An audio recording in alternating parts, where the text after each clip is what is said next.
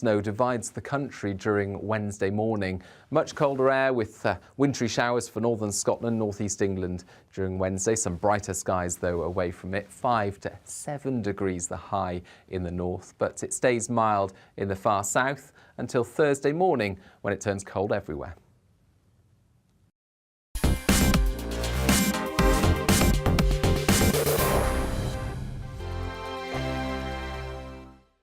GB News is the UK's home of discussion and debate from all perspectives. To stay up to date on the latest stories, make sure that you subscribe to the GB News channel right here on YouTube. You can watch us live 24/7 across the whole world. You can also check out exclusive content and catch up on previous episodes of your favourite shows. Every day, we ask the questions that you'd ask, so why not add your voice to the conversation in the comments section? Don't forget to subscribe. We are GB News, Britain's news channel.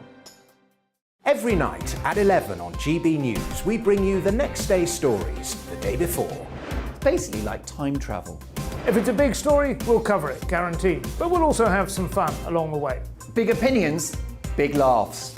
Sometimes big hair. This is Headliners, the paper review show that won't send you to sleep like the others will. 11 p.m, 7 nights a week. Join us.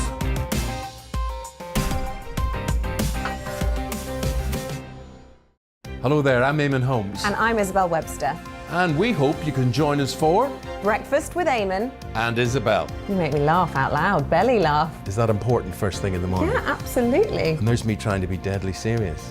News is a serious business. Yeah, I have to rein you in sometimes. Well, it doesn't stop us laughing at it. It doesn't stop us having an opinion on what's going on. Yeah. And it certainly will not stop us reflecting what you think. Weekdays from 6 to 9:30 on GB News. I'm Dan Wootton. Join me Monday to Thursday from 9 to 11 for the feistiest and most fun news debate on TV, where free speech reigns. I'll bring you a sharp take on the day's biggest stories, bombshell newsmaker interviews, and A-list guests. And I guarantee you, no spin, no bias, no censorship, and no reason to go to bed. That's Dan Wootton tonight, Monday to Thursdays from 9 on GB News.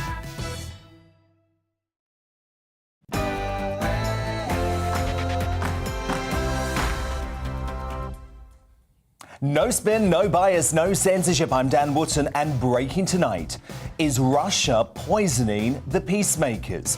Oligarch Roman Abramovich and Ukrainian mediators suffered a suspected poisoning after a secret meeting in Kiev earlier this month, according to bombshell reports. Now, sources have revealed that the Chelsea owner, who was considered a close ally of Putin, was acting as a peacemaker. But after the meeting, he temporarily lost his eyesight, had painfully peeling skin, and was hospitalized in Turkey. Ukrainian political and security affairs expert Taras Kuzio will weigh in on what Russia would stand to gain if Putin really has poisoned his former ally. He's uncancelled at 10:40. And we'll get a first look at how tomorrow's newspapers are covering this breaking story too. Plus, after sleepy Joe Biden causes chaos with this unscripted and irresponsible comment about the Russian president. For God's sake, this man cannot remain in power.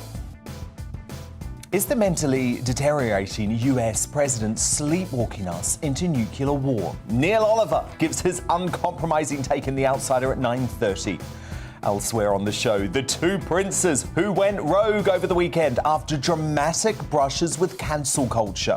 First, Prince William gave into the social media mob and made a risky break from the royal mantra of never complain, never explain by conceding he might not succeed the Queen as head of the Commonwealth. We'll debate whether that knee-jerk concession was a mistake in the media buzz at 10. Then, the Fresh Prince Will Smith lost his cool and rocked the world when he did this at last night's Oscars ceremony. Oh, wow! Wow!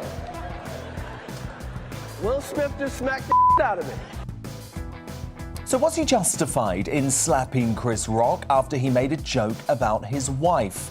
The Reclaim party leader Lawrence Fox takes on former boxing champion Audley Harrison, and the Philadelphia Magazine's editor-at-large Ernest Owens in a heavyweight clash at 9:20. My superstar panel will also weigh in on the tale of two wills tonight. I'm joined by Daily Express columnist Carol Malone, senior reporter at the newspaper Benjamin Butterworth, and the social commentator Esther Kraku. As the Labour Party dishonestly distances itself from school closures during the pandemic, I'll use my digest to diagnose a new medical condition sweeping through the opposition, COVID amnesia syndrome, and why are care home residents still inhumanely locked in their room for 24 hours a day in never-ending COVID lockdowns. I'm so angry about this, and Carol Sikora will question why we still haven't learned to live with the virus in care homes. He's the positive professor, up at 9:45. As ever, brand new Greatest Britain and Union Jackass revealed before the end of the show too, so do stay with us for the next 2 hours. This is Dan Wootton Tonight. Let's go.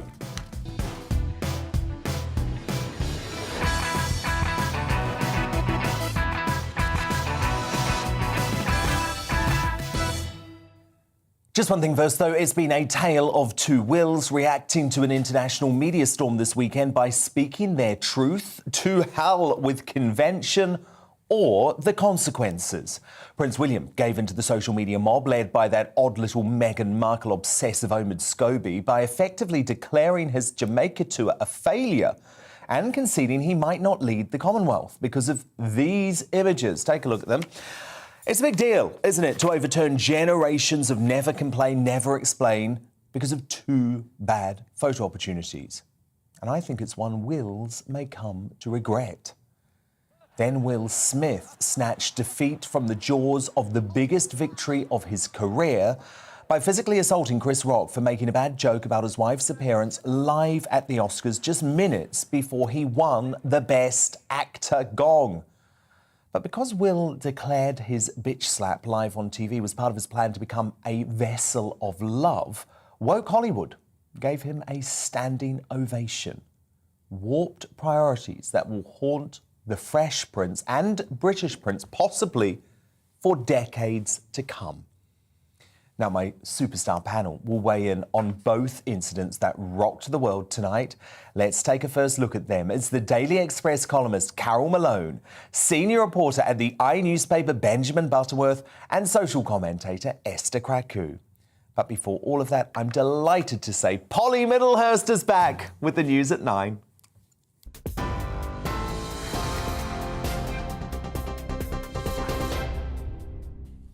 Dan, thank you. Top story tonight. Chelsea Football Club owner Roman Abramovich and at least two Ukrainian peace negotiators are reported to have suffered from what's being called a suspected poisoning.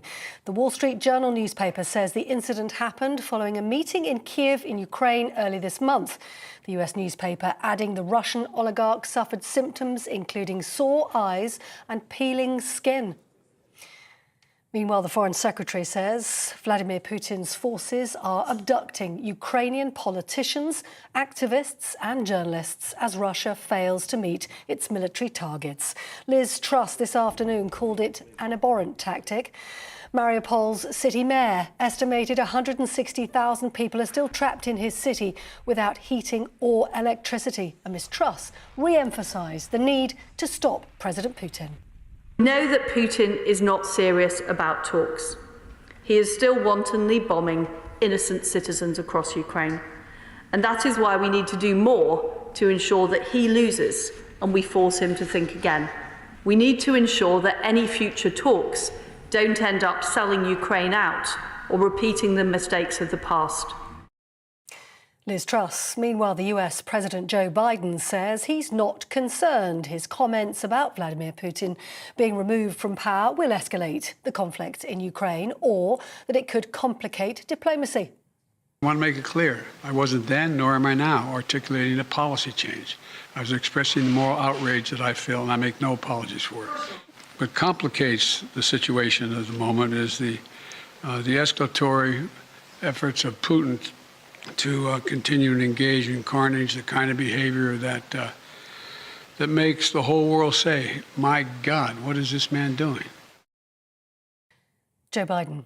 Well, here the Chancellor has been accused of doing very little for those who are out of work and relying on benefits. But giving evidence to the Treasury Select Committee, Rishi Sunak defended his spring statement, saying it would have been irresponsible for the government to have borrowed more to raise benefits in the face of rising inflation. And as you've been hearing, there was drama at the Oscars with the actor Will Smith hitting the host Chris Rock during the awards ceremony last night. Here's what it looked like. Oh, wow! A right hook, it seems, happened when the host made a joke about Will Smith's wife, Jada Pinkett Smith. And it happened just minutes before Will Smith picked up Best Actor role for his film King Richard. Meanwhile, the Conservative MP Diana Davison has told GB News today she's written an open letter to the actor about the incident. I think it's understandable wanting to defend your loved ones. And actually, in a way, that's very much why I set up this all-party group, because the reason I'm so passionate about this issue is because my own father was killed by a single punch. But there are ways to stand up for what you believe in, to stand up for your loved ones without resorting to violence and without resorting to the sort of act we saw from Will Smith.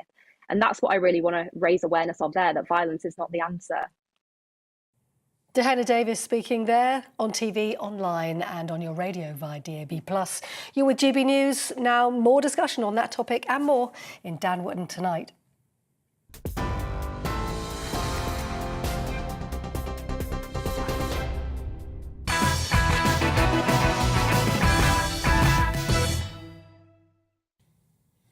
It's time for me to diagnose a new medical condition. Now, I'm going to call it COVID amnesia syndrome, and it seems to be spreading even faster than Omicron, especially among Labour Party members this past weekend. But suffering most acutely is Labour's frontbencher John Ashworth, who made an astonishing claim yesterday. Apparently, the Labour Party never wanted to close schools and devastate children's education throughout the pandemic. I think, in hindsight, do you think school closures were a mistake? We were always very clear that school closures had to be absolutely the last resort. We never wanted to see schools closed. Your then Shadow Education Secretary, Rebecca Long-Bailey, was saying in May and June that the government must commit to not opening schools unless they meet 5 specific tests. She said that twice. She was very adamant that schools should stay closed unless they could prove otherwise. You know, we always wanted schools to stay open where they could. Yep, he's got that COVID amnesia syndrome bad, doesn't he? Let me remind Mr. Ashworth, of course it wasn't just Rebecca Long-Bailey calling for schools to close. It was the Labour Party leader Keir Starmer himself. In January 2021, the leader of no opposition told Sky News and ITV News that school closures were an inevitable last resort and should be part of the national restrictions as soon as possible. And as ever, I've got the receipts. I'm saying there should be national restrictions, and that inevitably will include school closures. They need to go together, and we need a plan, therefore, for working parents. We need a plan for children so that they can learn at home. We need a plan to get schools reopened again as soon as possible. As the brilliant Daily Telegraph columnist of Alison Pearson put it, the great disavowal has begun, and soon no one will have been in support of schools closing. But we will not let them forget. Baroness Claire Fox was right to tweet, so blatant, as though we didn't have to listen to endless hectoring demands by Labour to keep schools closed in the name of safety. This really is a gross issue of gaslighting. But we heard them, so let's keep repeating. Lockdown denialism is dangerous. Dangerous because it opens the doors to us failing to learn from our mistakes. Schools must never close again, but they should never have closed in the first place. The Labour Party must justify why it made such damaging decisions and rule out such a policy from ever being implemented again, just like the new Tory Education Secretary Nadhim Zahawi has done. I don't think he's had much choice. I don't think he would have. The truth is that the closure of schools, when I reflect on that, was a mistake, and I'm on record as saying that, and I will do everything in my power never again to close schools, and the Prime Minister absolutely agrees with me. Making those in power own the mistakes of lockdown and ensuring they're not repeated is a huge priority of mine. So that's why I'm going to continue to diagnose new cases of COVID amnesia syndrome anywhere I find them. So be warned. To respond now, my superstar panel, the Daily Express columnist Carol Malone, senior reporter at the newspaper Benjamin Butterworth, and the social commentator Esther Kraku. Esther, this was shameless. Oh, yeah, but this is a party without direction, quite clearly. I must note that Nadhim Zahawi must be the first politician on record to ever apologise about anything related to the COVID hysteria and the lockdowns, because that's what we've been pushing for. Just a bit of humility from the politicians who, just like the rest of us, didn't really know what they were doing, didn't really know what was going on, because this was such a new phenomenon. But they've really touched so many lives with what they did, and effectively crashing our economy into a brick wall, which we will be recovering from for the next decade. So, you know, credit to Nadhim for that. But I don't, in my opinion, the Labour Party is not a serious party, right? There's no one in the Labour Party that is actually admitting to being able to define what a woman is. Yeah, right? Is this we're going to be shocking? talking about that later, by the way, because Keir Starmer has made quite another extraordinary intervention. Carol Malone, the point is that Labour let the country down over the course of the pandemic because they never provided any solid opposition to the Tory government. And at times, I think there was a real need for opposition. There was a real need to question these policy decisions. So this is incredibly frustrating for them to all of a sudden try and claim that they didn't want schools to close. It's interesting, you know, because when I knew we're going to talk about this tonight, I went back over the past 2 years, and Starmer was always having a go at Boris for U-turning, which I actually thought was like really rich coming from a guy who we have no idea what he thinks about anything, really. What he will do is just take the opposite stance to the Tories. That's his view, and it always is. In that interview you showed there, he was asked about 7 times on that interview whether he meant schools should have closed. He wouldn't say. He just talks around stuff. And I think it's exactly as Esther says. You know, under Corbyn, Labour was not an electable party, and I think under Starmer, it is still not an electable. Be less electable. I think so. The guy is weak. He's floundering. He's terrified to take a stance. Remember, over Brexit, you know, Labour said we had to respect the referendum result, and we had thing. And then about a year later, they took the opposite view, and it's why they lost the election as badly as they did. And I just think people look at Starmer now and they don't take him seriously because he strikes me as a politician who doesn't believe in anything. Apparently, a woman can have a penis now. So that's the leader of the opposition. Did you hear that today? Do you know, I'm going to whet your appetite. We are going to play you the most extraordinary answer by Keir Starmer to this question later on the show. A woman, according to Mr. Starmer, can now have a penis. So I want to hold discussion on that until later. And did you hear when he heard that word today, when he heard the penis word, I thought he was going to faint. He was going to faint away with shock at having heard it. Benjamin, let's get back to the matter at hand. You look at Labour wanted longer and harder lockdowns at every single point in the pandemic. So I will not accept this sort of COVID amnesia syndrome. Do you agree with my diagnosis of Mr. Ashworth? No, I don't. I mean, first of all, there's a shock. There's been more than enough penis for 9:10. We can say it. You know, the truth is that, you know, you are suffering from pandemic obsessive syndrome, from lockdown obsessive disorder. You are trying to rewrite history as though the pandemic never happened. And that's what people like you do. You look at the situation we're in now, where things are much safer, people are healthier because they've got the vaccine, and you try to rewrite the last 2 years as though COVID was never as dangerous as it was. The truth is it killed 150,000 people, and the overwhelming majority of the British people were not crazies like you or Esther on this topic. They supported lockdown because they knew it kept their families safe. So what do you say, Benjamin, to the relatives of Arthur Labinjo Hughes? Tell me his story. He was the young boy who was murdered by his revolting animal of a parent, in part because he wasn't at school.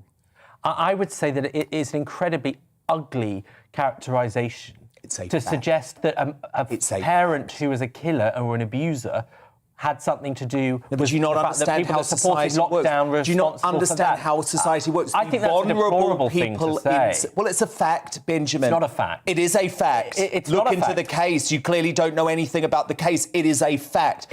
And This is no what one killed happened because when of we lockdown, lock Dan. vulnerable children. No one kills because of lockdown. But what it means is that all of that support system that was meant to be there to protect someone like Arthur Labinjo Hughes went. I think his because point is no that one was able to visit that schools have a person. social duty as well to protect children. If children don't have that sort of social interaction, people on the outside can't see when there's something wrong at home. Of course. And that's what. And it wasn't just him. There was that young black boy as well in South London that was murdered by his mother and her boyfriend. You know, these are just. I mean, they're extreme cases, but it does make the point. You know, that children need that social protection. Comment. No, seriously, because if a child is being abused, if you go to school and they see bruises on the child's body, that's a clear indication that there's something wrong at home. Talking about individual children this way, it's not cause and effect necessarily. But I think the bigger point is there's nothing deplorable, Benjamin, Starmer about using a case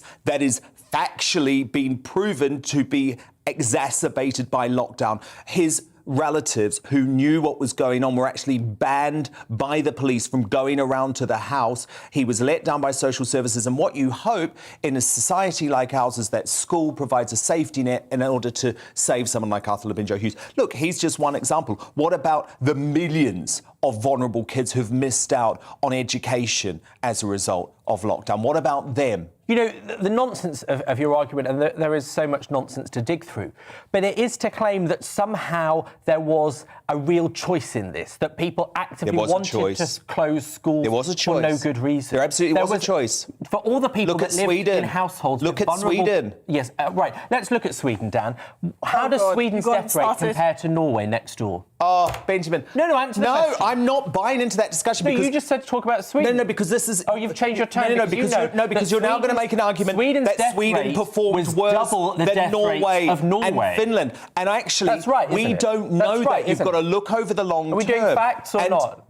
Yeah, we are doing facts. Yeah, Sweden's death rate was double Norway's, so that shows your nonsense puts lives at risk. You would have happily had people die in this country because How of your many people died from lockdown? What does that mean? I mean, where do you start? I thought we were talking about the Labour Party. We've gone off. You got him started on. But someone like Starmer. Move on. Someone like Starmer. Just move on from lockdown. Move on from lockdown. Move on from all of that damage that's gone on over the past few We should just go. I know they've gotten into it. Norway. Don't go. Please don't go. Please don't go. Yeah, don't leave me with it. But look. Benjamin, I will continue to point out this amnesia from folk like you and from your comrades in the Labour Party because it's despicable. They let the country down with their lack of And the vast majority opposition. of the country agreed with lockdown. It was the most popular policy since World War II, according to polling. You are on the periphery. I have a feeling that was probably something to do with the hundreds of millions of pounds of propaganda that was popped into everyone's head. But we'll continue this conversation as the weeks go on. And my superstar panel will be here all night. Thank you, Carol Malone, Benjamin Butterworth, Hester Kraku, all equally We might not be here all actually, in the next half. valuable I might just go. Keep going at it. We're just going to leave you with him. We'll just pop off and have a coffee. No, don't do that. Now, coming up is US President Joe Biden sleepwalking us into nuclear war after he caused chaos with his unscripted and irresponsible comment about Russian President Vladimir Putin. Well, Neil Oliver will give his take in The Outsider at 9:30. But up next, in The Clash, the Fresh Prince Will Smith lost his cool and rocked the world when he slapped Oscars host Chris Rock. Was he justified in that physical abuse after the joke about his wife? Will Reclaim Party leader Lawrence Fox will take on former boxing champion Audley Harrison and the Philadelphia Magazine's editor-at-large Ernest Owens in The Clash next. Let me know what you think. My email address, dan@gbnews.uk. Tweet me at GBNews, and we've got a poll running there too. Back soon. Hello, I'm Aidan McGiven. Some parts of the UK have enjoyed 10 days of sunshine, but there'll be a lot more cloud over the next 24 hours and beyond. Showers in places as well, and feeling cooler on Tuesday before it turns colder Wednesday onwards. Arctic air is on the way. It's behind a cold front which is pushing into the north of Scotland during Monday night. Another front is moving up from the south to bring rain to southern counties of England overnight, and a few showers remain across northern England, southern Scotland as well.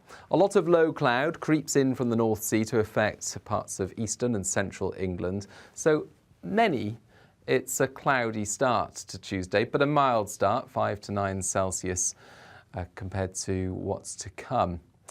Then, as we go through Tuesday morning, showers continue to affect the south coast, and further outbreaks of rain will affect the north coast of Scotland. And this is a cold front that's coming south. It's going to bring some sleet and snow over the hills, but more significantly, a marked temperature drop for the Northern Isles with some sleet and snow showers here, compared with the milder air that hangs on elsewhere. Although with cloudier skies, it's certainly going to be cooler, 11 to 13 Celsius for England, Wales, Northern Ireland, southern Scotland.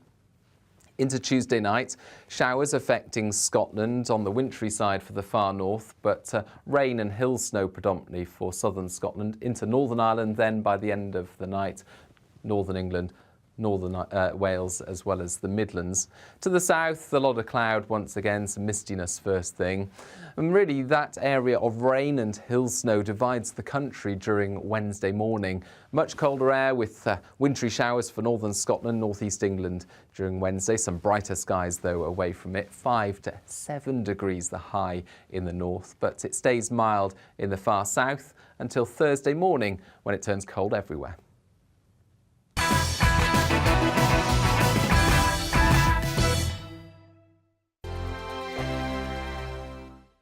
GB News is the UK's home of discussion and debate from all perspectives. To stay up to date on the latest stories, Make sure that you subscribe to the GB News channel. Right here on YouTube. You can watch us live 24/7 across the whole world. You can also check out exclusive content and catch up on previous episodes of your favourite shows. Every day, we ask the questions that you'd ask, so why not add your voice to the conversation in the comments section? Don't forget to subscribe. We are GB News, Britain's news channel.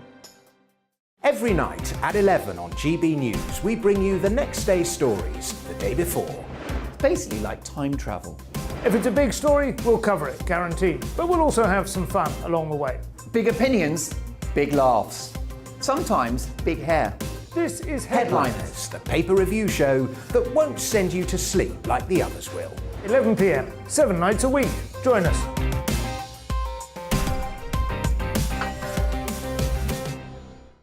Hello there, I'm Eamon Holmes. And I'm Isabel Webster.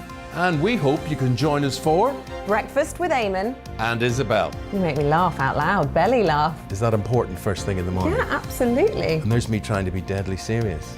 News is a serious business. Yeah, I have to rein you in sometimes. Well, it doesn't stop us laughing at it. It doesn't stop us having an opinion on what's going on. Yeah. And it certainly will not stop us reflecting what you think. Weekdays from 6 to 9:30 on GB News. I'm Dan Wootton. Join me Monday to Thursday from 9 to 11 for the feistiest and most fun news debate on TV, where free speech reigns. I'll bring you a sharp take on the day's biggest stories, bombshell newsmaker interviews, and A-list guests.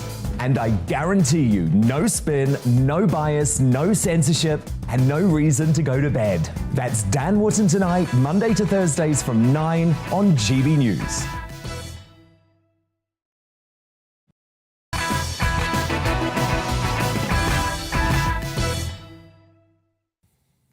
Neil Oliver and Carol Sikora on the way, but time now for The Clash.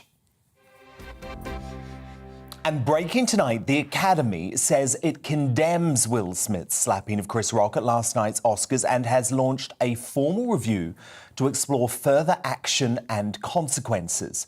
The furious Prince of Bel-Air was the most explosive and disturbing moment in what was generally, I would say, an incredibly unsavoury Oscar ceremony. Let's remind ourselves of that astonishing confrontation between Smith and the presenter Chris Rock. Jada, I love you. G.I. Jane 2, can't wait to see it. All right?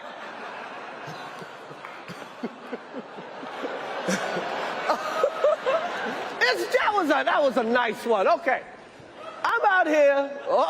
Richard. Oh, wow. Wow. Will Smith just smacked the out of me. Keep my wife's name out your mouth. Wow, dude. Yes. It was a G.I. Jane joke. Keep my wife's name out your mouth. I'm going to, okay?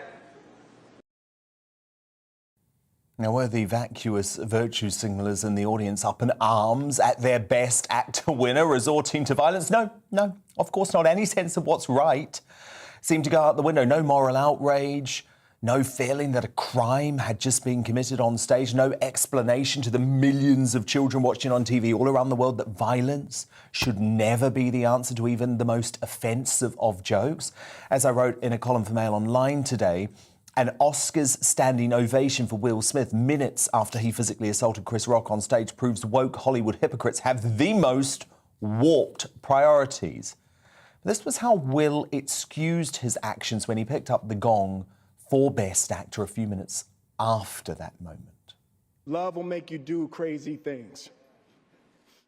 Being able to love and care for my mother and my family, my wife. Thank you for this honor. Hope the Academy invites me back. Thank you.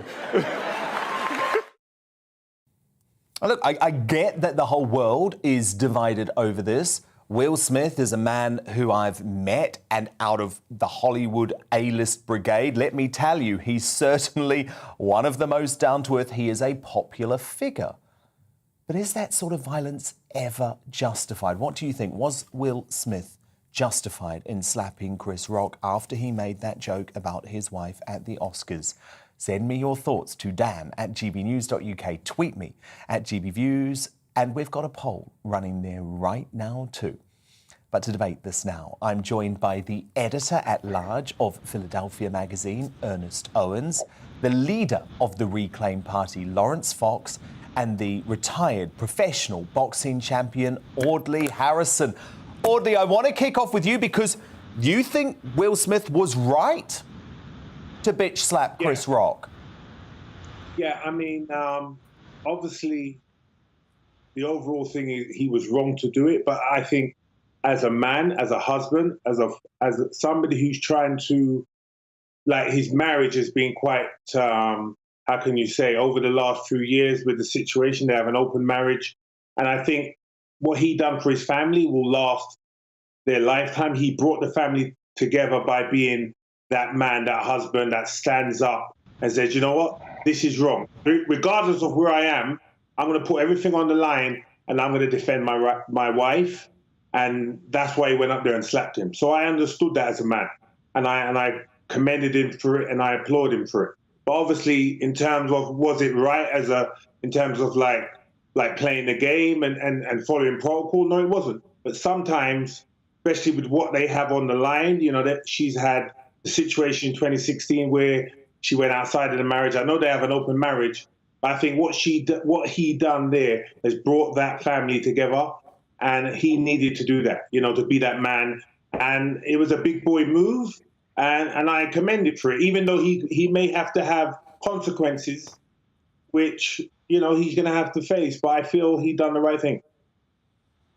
And Ernest Owens, you agree? You don't think it was necessarily right for Smith to have bitch slapped Chris Rock in front of millions of people on TV, but you think it was justified? Absolutely. You know, what's important to understand here is that, you know, you just can't joke about everything. You know, I think that making racist jokes are not okay. I think making homophobic or transphobic jokes aren't okay.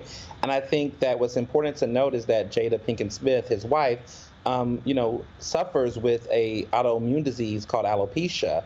And that her baldness was not a decision that she made by choice, but by her health condition. So by Chris Rock making that joke, he was insulting her while she was struggling with a health condition. And I think that such a situation has been, you know, hard for their family. And I think Will Smith, you know, really much was probably triggered by the insult. You know, there's certain jokes they've taken, you know, the jokes about their relationship, the entanglements is all laughter. But I think that it was below the belt to insult someone who has an autoimmune disease. And I think that crossed the line. Ernest, it's the hypocrisy that gets me, though. And I know you're one of these liberal types. And I just put it to you, and this isn't a loaded question, but I put it to you that if it had been a white actor who went on stage and physically assaulted a black presenter in Chris Rock, that you probably wouldn't have had the same reaction. That's not true. I think that the reality of the dynamics is that most black comedians in those predominantly white spaces in America are very selective. The question becomes, Chris Rock chose specifically to go after Jada Pinkett Smith as a black woman and understanding the optics of what that looked like. That's why he did it.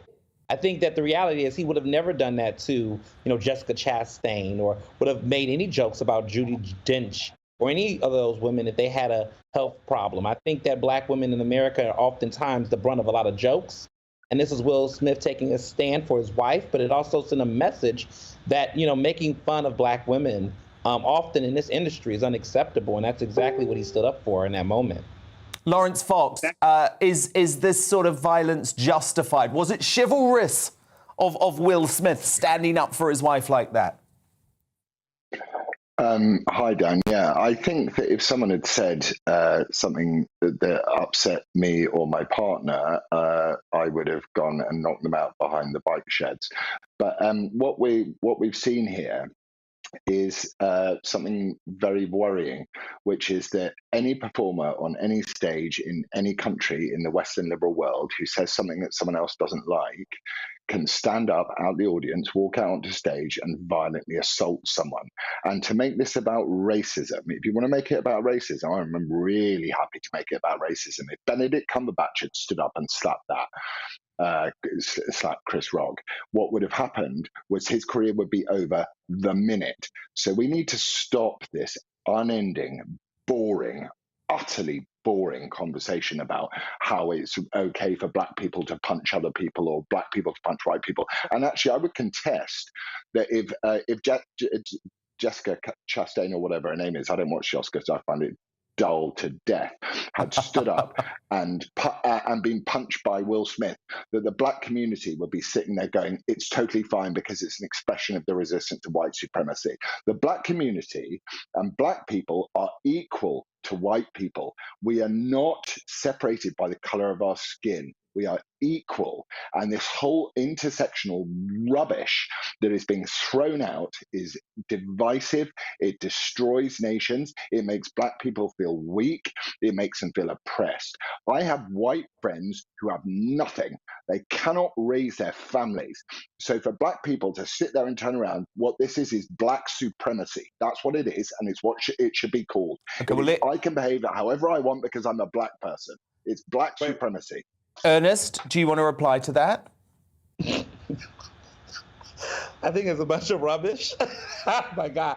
Argue the point, mate. Tell me where I'm wrong. I think hundreds of years of colonialism and redlining across the country. I'm not responsible for my family, but for my ancestors. Here's the thing: would you ever actually want to live in a black person's shoes comfortably? Would you actually live in a black neighborhood with black people if you think we're so equal, if you think that these are not those problems? Would you actually look at the numbers of employment, job opportunities, mass incarceration, and tell me what causes that if it's not racism and colonialism? There are white women, white young girls being raped by Pakistani men across the country of the United Kingdom in their hundreds of thousands in this country. Does the white community of Great Britain turn around and say, we hate you? It happens that bad things happen to people in socioeconomic problems. Do not bring race into this problem. This is a man who stood up and he punched someone. Okay, let Audley come in. He's legitimized it. Audley, come in. But even to stay with this, what this happened with Will, I would say that Will got away with it because of black privilege, because he's of a celebrity though, because he's a celebrity and he's an A-lister. And if any white actor went up there and slapped a black guy, they would have shut it down. If any, or vice versa. If a white guy went up there and slapped Chris Rock, they would have shut it down.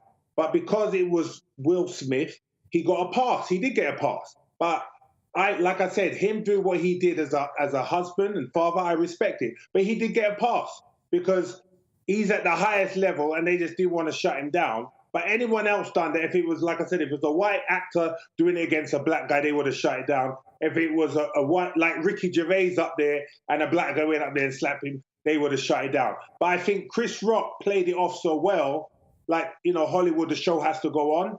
That's how he kind of played it off. It didn't shut it down. But I think if Chris Rock held up his arm and said, hey, what the hell? This is not right, and made it an issue, they may have then moved to shut it down. But he didn't make an issue. He just carried on. The show has to go on, which was very professional. But the whole thing about the white privilege and and going into race is a whole nother conversation that I don't think we don't even need to go there with this conversation. The Oscars for those who actually watch it, has a double standard across the board. Which is no one. That they have there. You know, Mel Gibson made a lot of anti-Semitic jokes, racist comments, and anti-Semitic. Well, Ernest, actually, though, watching the Oscars last night, because I did watch the whole Oscars, there were 2 black female presenters in, I think one was called Regina Hall, one was called Wanda Sykes. And there are actually a number of jokes made that were very negative about white people. At one point, they joked about white people staying away from black Twitter. At another point, Regina made a joke about the fact that she always wanted to play a crazy white woman. I mean, to me, this felt like a very racially divisive ceremony, but thank God this physical abuse was between 2 people of the same race. He should be in jail that night because the way that Western secular liberal democracy works, if you punch someone in the face, if you physically assault them on stage, you are setting a precedent. You're crossing the Rubicon. But Lawrence, Chris Rock decided not to press charges. Chris Rock has decided not to press charges with the LAPD, Lawrence.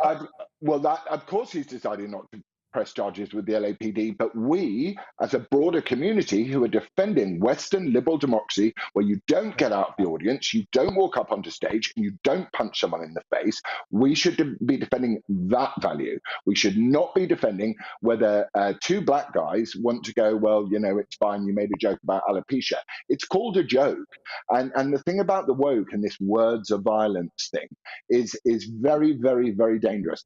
I was an actor for 22 years before I was cancelled as an actor for saying that the great British public were a tolerant, loving, warm and welcoming nation, which we provably are. And this man has stood up, doesn't matter what colour his skin is, it has nothing to do with it. He's stood up and he's gone and punched another person in the face. He should have gone to jail, he should be charged for assault, and we should uphold the values of Western democracy and the rule of law. It's not even that there was any negative reaction. I mean, there was actually a standing ovation for Will Smith by this woke audience within minutes. Black supremacy. Ernest. So Ernest, do you not see, Ernest, that I believe that woke Hollywood has proven themselves to be a bunch of hypocrites? Do you even care what woke Hollywood do? I mean, if you're conservatives. Well, I do because they dominate a lot of the cultural institutions of the world. There's tons of hypocrisies with conservatives on a regular basis. I mean, look That's at not what's what we're going talking on in the about. United States and looking exactly. But like I'm saying, humans are humans. They're hypocrisies on both sides. Okay, so you're going to do what about it? That's the funny part is. What's your point? What are you trying to say? What's your actual point? The point I'm making is you're holding up. I mean, Ernest. At the end of the day, a group of the wokest people in the world got up and gave a man who I like, by the way, and respect a lot, but he had just assaulted someone in front of millions of people around the world, and they got up and gave him a standing ovation. Do you not concede that woke Hollywood is hypocritical? That they have warped priorities.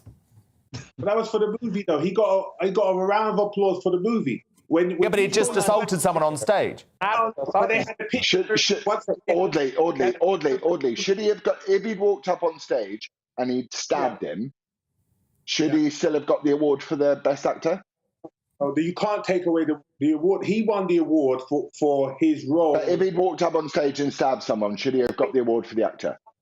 But stabbing someone and slapping someone is very different. I know, but Lawrence is making a point. Audley, final word to you. Final word to you, Audley, because I'm very interested, by the way. I actually don't want Will Smith to be stripped of this award. I don't buy into this cancel culture. But Audley, what do you think's going to happen now? There, he wants this guy to be canceled, and he's a conservative. I'm not talking about I think that he, on the other hand, wants cancel culture for this guy. For I want him to be charged for assault. That's what I want him to be charged for assault. Lawrence just wants the law followed. I'm saying I don't want his Oscar to be taken away. I want to give the final word to Audley Harrison, though. Audley. I don't want his Oscar to be taken away. I think he should come out and give an apology, and it should be about love. But ultimately, him slapping him was about love. And I think he should be forgiven, and we should understand. We should understand. Lawrence, we should understand, and we should move forward. It wasn't ideal. It wasn't the best thing. No, it's a funny act of love, is all I'm going to say, but I understand the point. As a man who is so powerful with his fist, and he was a great hero of mine, and I admire you hugely, as a man who is so powerful with his fists, you know what the damage you can do with a fist. Should we condemn his behaviour? Well, good thing is he didn't use his fist, he used his hand. So I think, again, he was thinking about what he was doing. Yeah. And it's something that you can say it was the wrong thing to do, Will. But like I said, as a husband, I understand. Okay, good point to end it on. Me Audley too, Harrison, boxing legend, thank you so much. Acting legend, Lawrence Fox, thank you too. And thank you as well to the editor-at-large of Philadelphia magazine, Ernest Owens. So, who do you agree with? Well, Paul via Twitter says it's assault if it was real and not an act. Well, Esther Krakow on our superstar panel, she thinks this whole thing was set up, so we'll bring her in on this later. Elle on Twitter says, yes, but take it outside where it belongs, not at the Oscars with a whole audience of people. And Warren, via email, writes, this is setting a precedent to go around punching people every time you are offended by what they say to you. This cannot be right. Where is the line drawn? And your verdict is now in. Just 21% of you agree that Will Smith was justified in slapping Chris Rock after his joke about his wife on stage at the Oscars, while 79% of you agree with Lawrence Fox and myself and say this action wasn't justified. Now, coming up, why are care home residents still inhumanely locked in their rooms for 24 hours a day in never-ending COVID lockdowns? Carol Sikora questions why we still haven't learned to live with the virus and the positive professor at 9:45. But first, is the mentally deteriorating US President Joe Biden sleepwalking us into nuclear war after his unscripted and irresponsible comments about Russian President Vladimir Putin? Neil Oliver gives his uncompromising take straight after the break.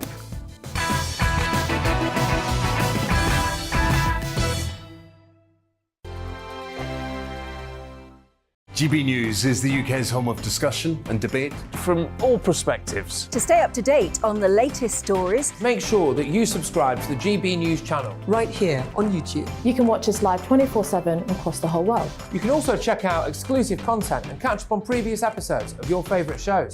Every day, we ask the questions That you'd ask, so why not add your voice to the conversation in the comments section? Don't forget to subscribe. We are GB News, Britain's news channel.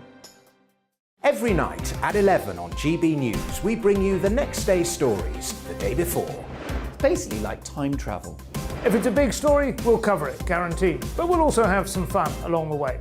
Big opinions, big laughs. Sometimes big hair. This is Headliners, the paper review show that won't send you to sleep like the others will. 11 p.m, 7 nights a week. Join us.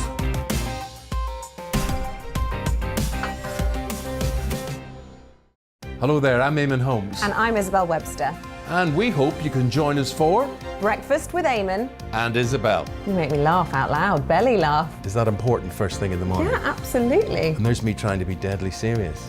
News is a serious business. Yeah, I have to rein you in sometimes. Well, it doesn't stop us laughing at it. It doesn't stop us having an opinion on what's going on. Yeah. And it certainly will not stop us reflecting what you think. Weekdays from 6 to 9:30 on GB News. I'm Dan Wootton. Join me Monday to Thursday from 9 to 11 for the feistiest and most fun news debate on TV, where free speech reigns. I'll bring you a sharp take on the day's biggest stories, bombshell newsmaker interviews, and A-list guests. And I guarantee you, no spin, no bias, no censorship, and no reason to go to bed. That's Dan Wootton tonight, Monday to Thursdays from 9 on GB News.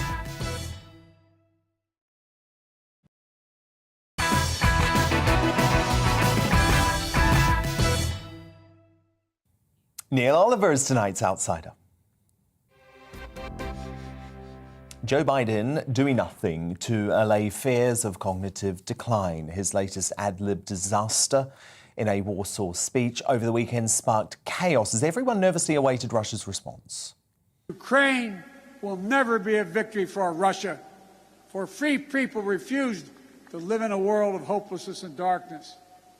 we will have a different future, a brighter future, rooted in democracy and principles, hope and light, of decency and dignity, of freedom and possibilities. For God's sake, this man cannot remain in power. White House officials quickly went into panic mode to try and undo the damage from what has been seen as Biden's biggest gaffe of his presidency so far. They rushed out a statement insisting the US is not looking for regime change in Russia. Former President Donald Trump suggests the damage has already been done. You put them into a corner, and when you talk the way they're talking, they're talking weak, and yet they're almost giving him an incentive.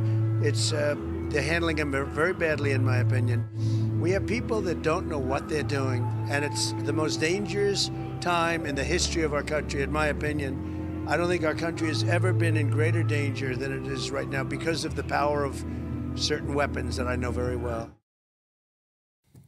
Neil Oliver, is Donald Trump right? These loose lips from Biden putting us at threat?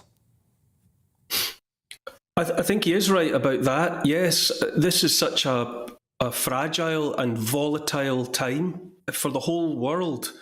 And, it's worth remembering that throughout, the US has been carefully making it clear that there are limits to its involvement and that there are limits for NATO. But NATO and the US have kept clear of a no-fly zone. And it's so much a time of diplomacy, careful diplomacy. For the sake of the people of Ukraine, you want the hostilities to come to an end as soon as they possibly can, and that will surely mean negotiation. And anything contrary to that, anything that risks warmongering or increasing the temperature in something that is already dangerously hot, potentially, for the whole world, apart from what's happening explicitly in the theatre of Ukraine. And it is very worrying to watch President Biden, who can say what his state of mind is and how cognitively capable he actually is, but he certainly looks frail, and he certainly looks as if he struggles to keep up with his speeches and what he's, the message that he's trying to get across. And as you say, if it's ad-libbing, it's difficult to tell, isn't it? Because he always looks as if he's looking from screen to screen of an auto cue. But if he is ad-libbing, then it's no time for that kind of off-piste, free-form talking. He's already said carelessly that if Russia used chemical weapons, that America would reply in kind, and that had to be walked back. And then he made his comments about the 82nd Airborne. He said to them, when you're there, or words to that effect, you will see. And they had to walk that back, that there were no intentions to put, US soldiers on the ground. And now this thing about saying that, Putin must not be allowed to continue to rule. Many commentators across the piece have been saying that with a man like Putin, you do not back him into a corner because Russia has got more nuclear weapons than any other state. And it seems to be generally thought that if it becomes existential for him, which is to say, if he thinks either Russia or himself is physically threatened, then he would be likely to take the nuclear option, that he would go there.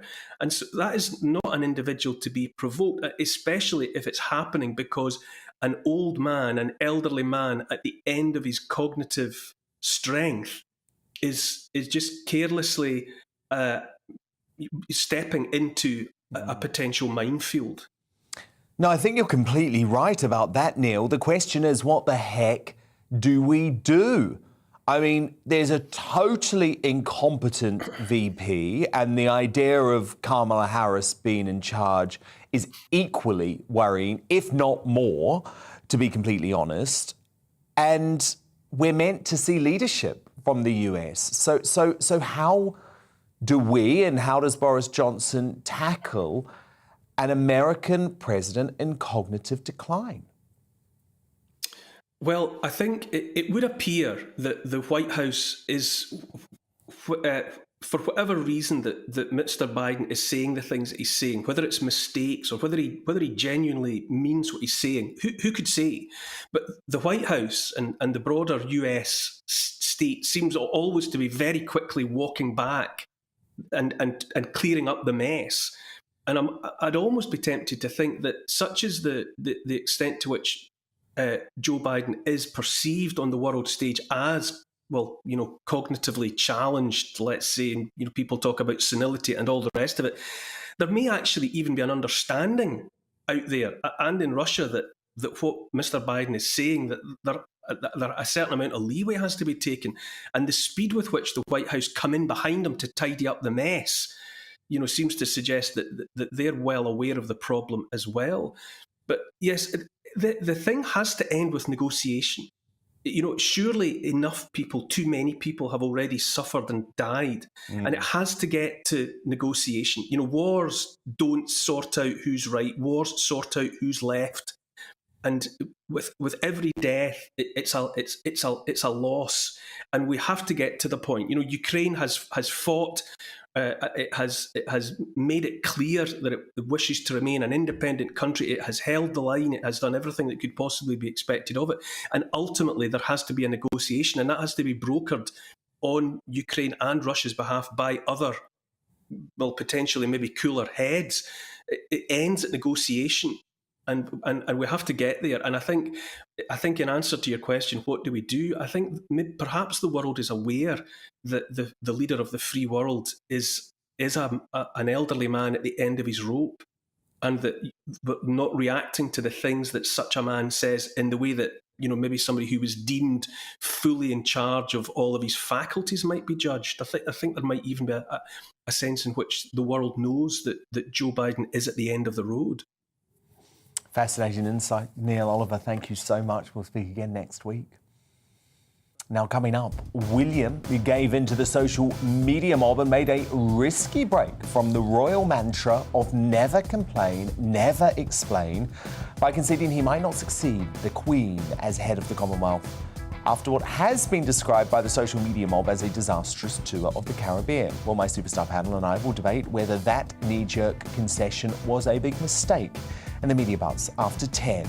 But next, why are care home residents still inhumanely locked in their room for 24 hours a day in never-ending COVID lockdowns? Carol Sikora, here after the break.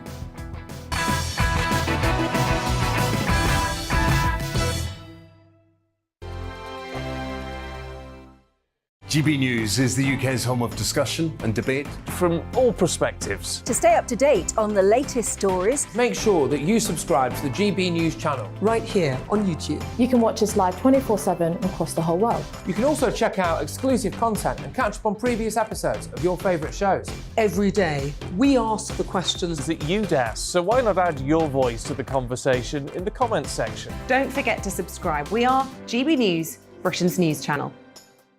Every night at 11 on GB News, we bring you the next day's stories the day before.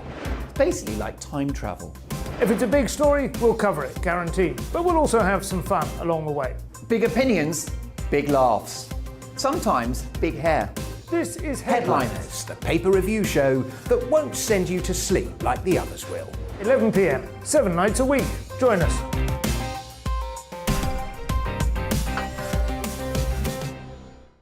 Hello there, I'm Eamon Holmes. And I'm Isabel Webster. And we hope you can join us for Breakfast with Eamon. And Isabel. You make me laugh out loud, belly laugh. Is that important first thing in the morning? Yeah, absolutely. And there's me trying to be deadly serious. News is a serious business. Yeah, I have to rein you in sometimes. Well, it doesn't stop us laughing at it. It doesn't stop us having an opinion on what's going on. Yeah. And it certainly will not stop us reflecting what you think. Weekdays from 6 to 9:30 on GB News. I'm Dan Wootton. Join me Monday to Thursday from 9 to 11 for the feistiest and most fun news debate on TV, where free speech reigns. I'll bring you a sharp take on the day's biggest stories, bombshell newsmaker interviews, and A-list guests. And I guarantee you, no spin, no bias, no censorship, and no reason to go to bed. That's Dan Wootton tonight, Monday to Thursdays from 9 on GB News.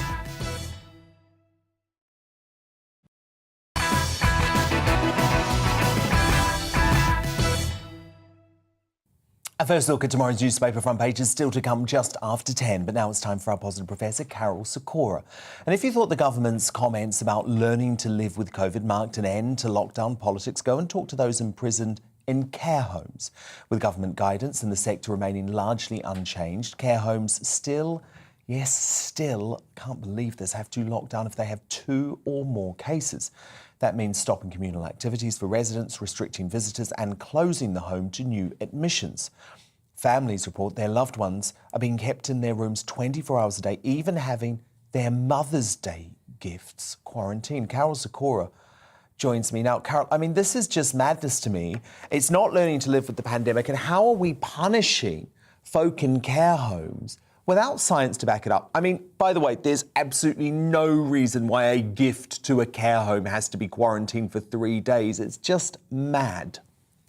It's complete nonsense, Dan. Last week I had a really moving experience. I went to a funeral of a dear old friend from Cambridge when I was first a consultant, and I had to collect a colleague who'd been a professor of cancer medicine in a northern city for many years, a very distinguished guy. He was in a care home. He's a bit older than me. And I collected him. I went to the care home. They wouldn't let me in. They wouldn't go and get him. I couldn't believe it. I tried phoning him. His mobile was busy. And he came down in the end, and we got to the funeral just in time.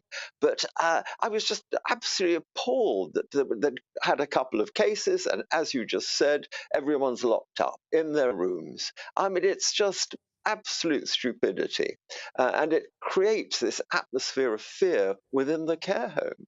And to actually quarantine Mother's Day presents, it really is ridiculous. And who makes up these rules, for goodness sake?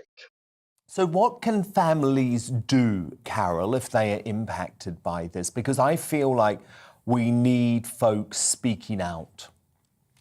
We do. I think the care home management has to be called to account for why they're doing it. There has to be a justification for things. And, you know, even the hospitals are beginning to open up. You can have visitors in hospitals, or even in Wales, which is about the most careful country we've got in the 4 British countries.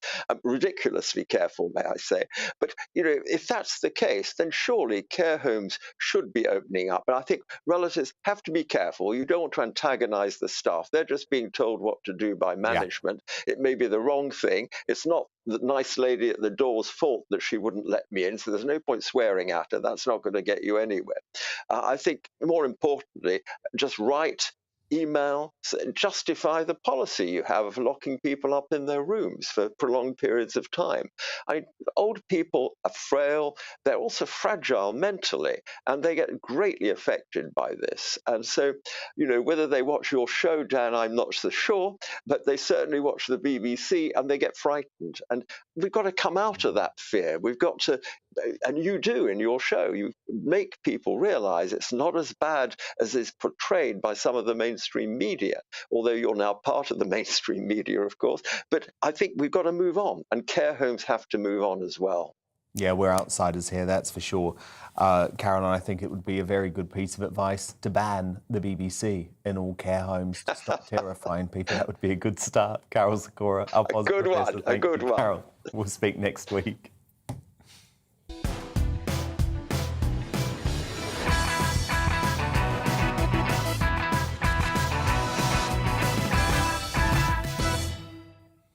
It's 10 o'clock. I'm Dan Wootton, and breaking tonight, Russia's invasion of Ukraine has taken yet another chilling twist after Putin's longtime ally, Roman Abramovich, was reportedly poisoned while trying to broker peace between the countries. Now, sources claim the departing Chelsea football club owner was struck down with symptoms consistent with a chemical weapons attack, alongside 2 other Ukrainian peace negotiators. It was in Kiev earlier this month. You'll get a first look at how the newspapers cover this dramatic development on tomorrow's front pages throughout the next hour. Plus, has Russia really turned on Abramovich? Well, Ukrainian political and security affairs expert Taras Kazuyevsky is no stranger to this bloody conflict, and he joins me to explain what the Russian president might have to gain if these reports are true. That's in Uncancelled at 10:40. Elsewhere, it's quite literally been a battle of wills for 2 of the biggest Williams on the planet after their dramatic brushes with cancel culture. First, the Duke of Cambridge gave into the social media hate vault by vowing to respect decisions of Caribbean nations who want to ditch the Queen and become republics. But will he regret making a bombshell concession that he might not lead the Commonwealth? Then last night, the Prince's namesake, Will Smith, defiantly took to the Oscars stage for his Best Actor award speech, despite 40 minutes earlier having almost slapped the veneers off ceremony presenter Chris Rock for cracking a joke about his wife. Oh, wow! I want to be a vessel for love. Now, over the past few hours, furious Oscar bosses are holding secret emergency talks over whether to strip Will Smith of his gong after the assault. But as supporters say he was right to stand up for his wife Jada, can violence like that ever be justified? Well, my superstar panel will return to debate that shortly. Tonight, I'm joined by senior reporter at the newspaper Benjamin Butterworth, Daily Express columnist Carol Malone and social commentator Esther Kraku. Elsewhere, I'll be joined in the studio by Zimbabwean-born British rapper and free speech activist Flint Bedrock, the talent behind the iconic Freedom song. Do you really want to be free? You gotta fight for it. You better fight for it. As cancel culture spreads uncontrollably and good people stay silent on key issues over being attacked or fears of it anyway, Flint believes the West is taking freedom for granted. He'll join me to deliver his impassioned defence of liberty at 10:20. Keir Starmer wants to run the country, but he's struggling with all the basics. First, he couldn't define what a woman is, and now this. No, I just... A woman can have a penis. I don't think that discussing this issue in this way helps. How can the squirming leader of no opposition take office in number 10 when he can't even answer simple questions of biology? Plus, will either of the Wills feature as I crown tonight's greatest Britain Union jackass? I think there's a good chance, but find out before the end of the show. But first, the news headlines at 10 with Polly Middlehurst.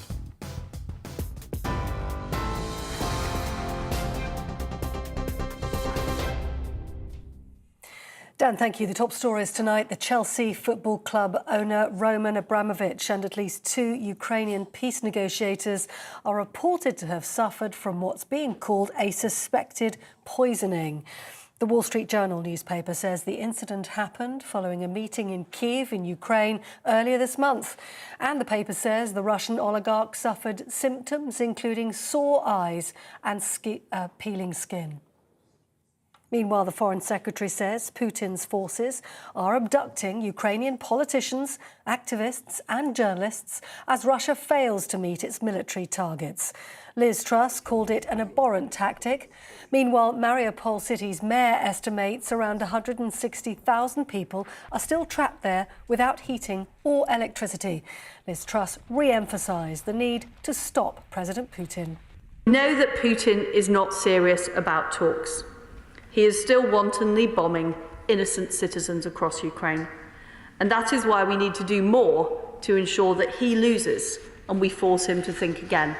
We need to ensure that any future talks don't end up selling Ukraine out or repeating the mistakes of the past. Liz Truss. Meanwhile, US President Joe Biden says he's not concerned that his comments about Vladimir Putin being removed from power will escalate the conflict in Ukraine or that it would complicate diplomacy. I want to make it clear, I wasn't then, nor am I now, articulating a policy change.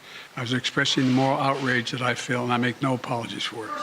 What complicates the situation at the moment is the escalatory efforts of Putin to continue to engage in carnage, the kind of behavior that makes the whole world say, my God, what is this man doing? Joe Biden. Well, here the Chancellor has been accused of doing very little for those who are out of work and relying on benefits. But giving evidence to the Treasury Select Committee, Rishi Sunak defended his spring statement, saying it would have been irresponsible for the government to have borrowed more to raise benefits in the face of rising inflation. And the Academy has launched a formal review after the actor Will Smith hit the host of the Oscars, Chris Rock, during the ceremony last night. Take a look. Oh, wow! The incident happened when the host made a joke about the actor's wife, Jada Pinkett Smith. And it happened just minutes before Will Smith picked up Best Actor for his role in King Richard. The Conservative MP, Diana Davison, told GB News she's written an open letter now to the actor. I think it's understandable wanting to defend your loved ones. And actually, in a way, that's very much why I set up this all-party group, because the reason I'm so passionate about this issue is because my own father was killed by a single punch. But there are ways to stand up for what you believe in, to stand up for your loved ones without resorting to violence and without resorting to the sort of act we saw from Will Smith. And that's what I really want to raise awareness of there, that violence is not the answer. Diana Davison. On TV, online and on your radio via DAB+. You're with GB News. Now more from Dan Wootton and Tonight.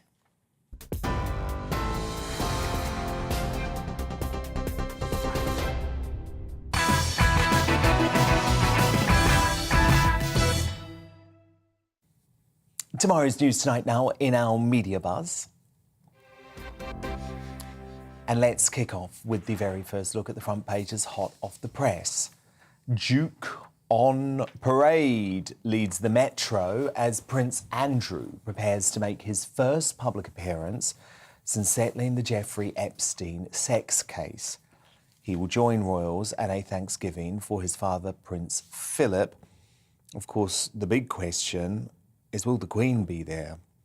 I obviously hope and pray that she will be at Westminster Abbey, but there still is no confirmation of this, and of course, whether she is or not will give a very clear indication on the state of her health. Also on the front page, calls for Will Smith to be stripped of his Oscar after his onstage assault of Chris Rock. Will Biff is their headline. The Eye reports the UK's new energy strategy is being delayed because of a row between the Prime Minister and the Chancellor over Boris Johnson's desire to spend more than £100 billion on nuclear power. Boris wants to construct half a dozen new nuclear power stations, but the paper reports Rishi Sunak refuses to cough up the money. The paper also carries a photo of Roman Abramovich with reports he may have been poisoned during peace talks, with fingers pointing at the Kremlin. Let me welcome my superstar panel back now. Daily Express columnist Carol Malone, senior reporter at the I newspaper Benjamin Butterworth, and the social commentator Esther Kraku. Now, Prince William's comments acknowledging Britain's colonial past and the Crown's shameful slave trade were historic and sincere. But he rightly stopped short of apologising. Appalling atrocity of slavery forever stains our history. I want to express my profound sorrow. Slavery was abhorrent, and it should never have happened. While the pain runs deep, Jamaica continues to forge its future with determination, courage, and fortitude. But we knew, didn't we? We knew that was never going to be enough to appease so many hardcore Republicans, especially in Jamaica. But Wills was the one who made this story as massive as it has become. The second in line to the throne buckled under the social media storm, confected by the woke mob led by that little Meghan Markle weirdo obsessive Omid Scobie. And in doing so, he potentially changed the future of the monarchy forever. In an extraordinary statement which came late on Saturday night, the Duke of Cambridge said the future of countries like Belize, Jamaica and the Bahamas is for their people to decide. And he went on, who the Commonwealth chooses to lead its family in the future isn't what is on my mind. What matters to us is the potential the Commonwealth family has to create a better future for the people who form it and our commitment to serve and support as best we can. He said he and Kate were still committed to service, adding, for us, that's not telling people what to do. It's about serving and supporting them in whatever way they think best by using the platform we are lucky to have. The ill-fated Caribbean tour has ended, but the calls for a retrospective royal apology for slavery continue.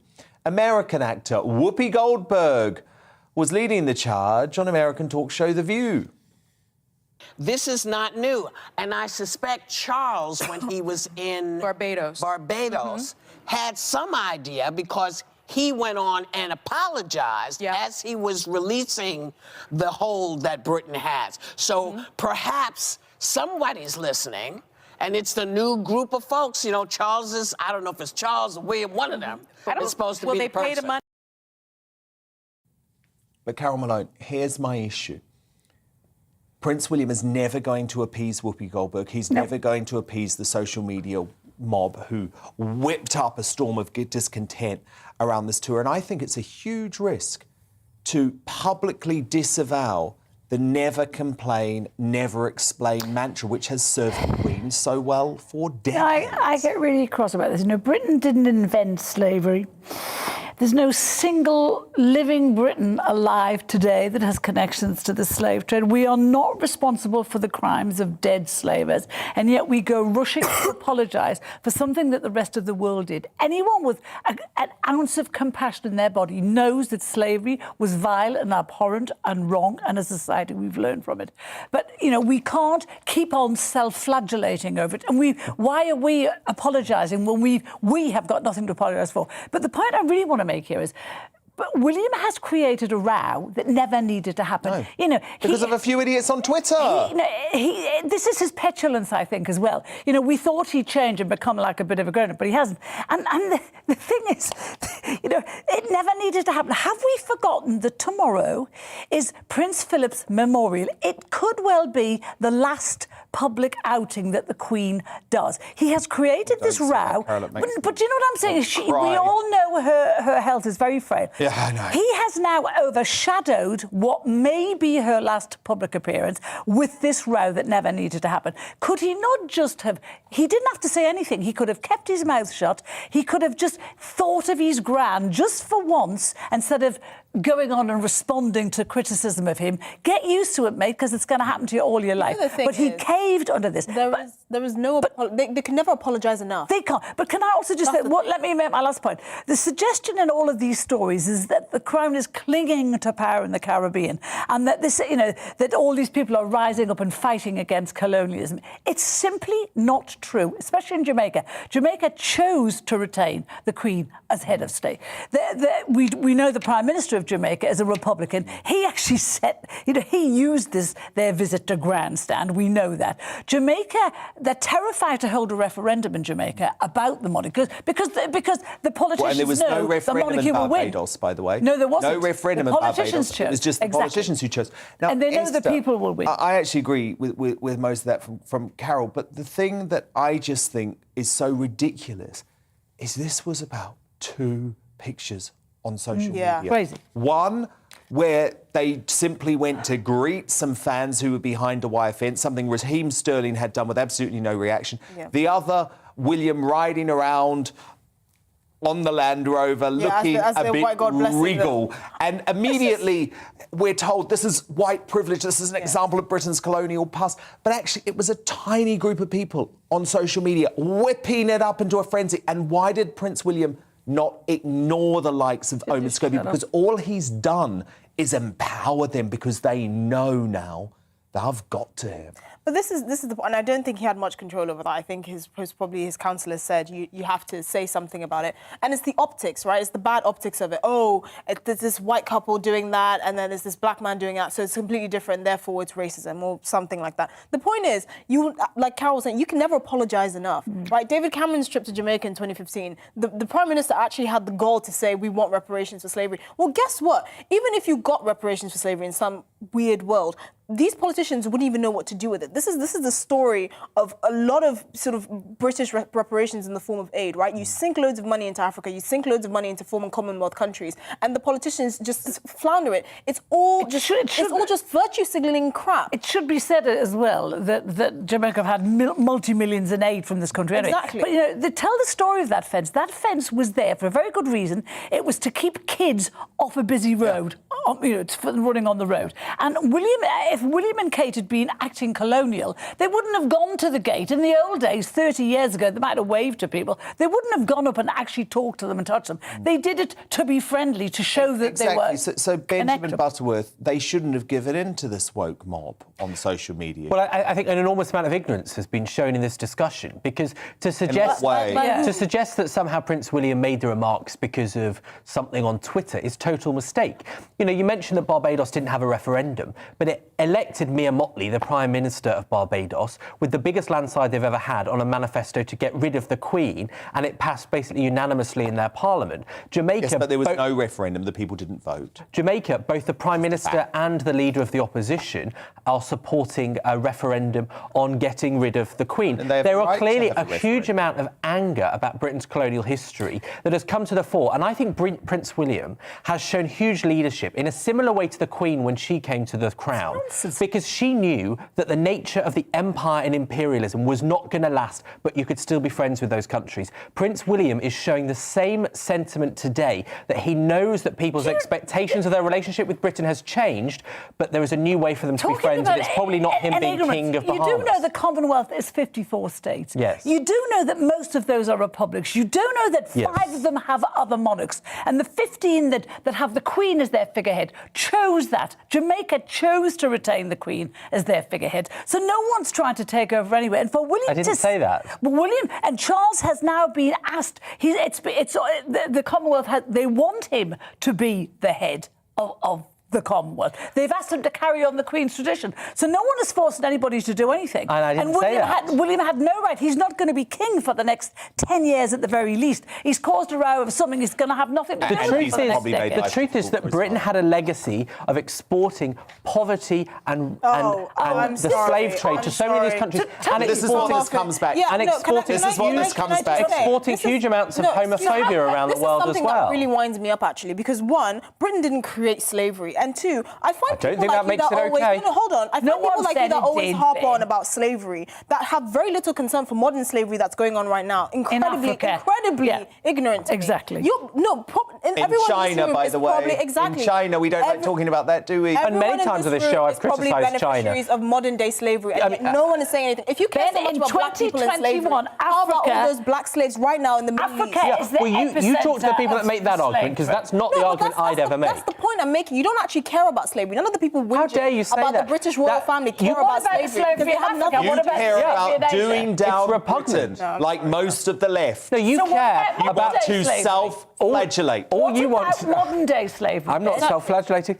What about modern-day slavery? Exactly. It's utterly appalling. And Theresa May... I don't hear you speaking out about it. Well, then you should go back. You should play the tapes. You should play the tapes back, because I've criticised China numerous times on this show. What about the idea... What about the Middle East? Of course, it's all appalling. I mean, you're hiding to nothing with that. So why it's an unpleasant argument. So this we can do something about, which was abolished in 1833. Because the questions... And by the way, we led the Western we world were at the on forefront that. of it. Because the questions have risen, because there are huge numbers of peoples in these countries that feel like an apology is necessary. Like that because they're told it, they're main victims. Oh, you think the citizens of these Caribbean nations and some other countries can't think for themselves? You know what they do need? That's what you just said. They need competent politicians. And anyone watching knows that isn't what I said. This is apologising for something that happened 300 years ago is empty gesture politics. Okay. Simple. Good stuff. Well, look, I want to move on, because we were speaking about this earlier. Keir Starmer, he wants the keys to number 10, but how can the leader of no opposition govern Britain when he can't even answer a simple question? Remember, he sparked outrage earlier this month by stumbling and waffling about the definition of a woman when quizzed by a newspaper. But today, he doubled down on his cringeworthy takes by failing to answer this basic question of biology. Can have a penis. Nick, I'm not... I don't think we can conduct this debate with, Sorry, have I offended you in some way? No, it's just... I just...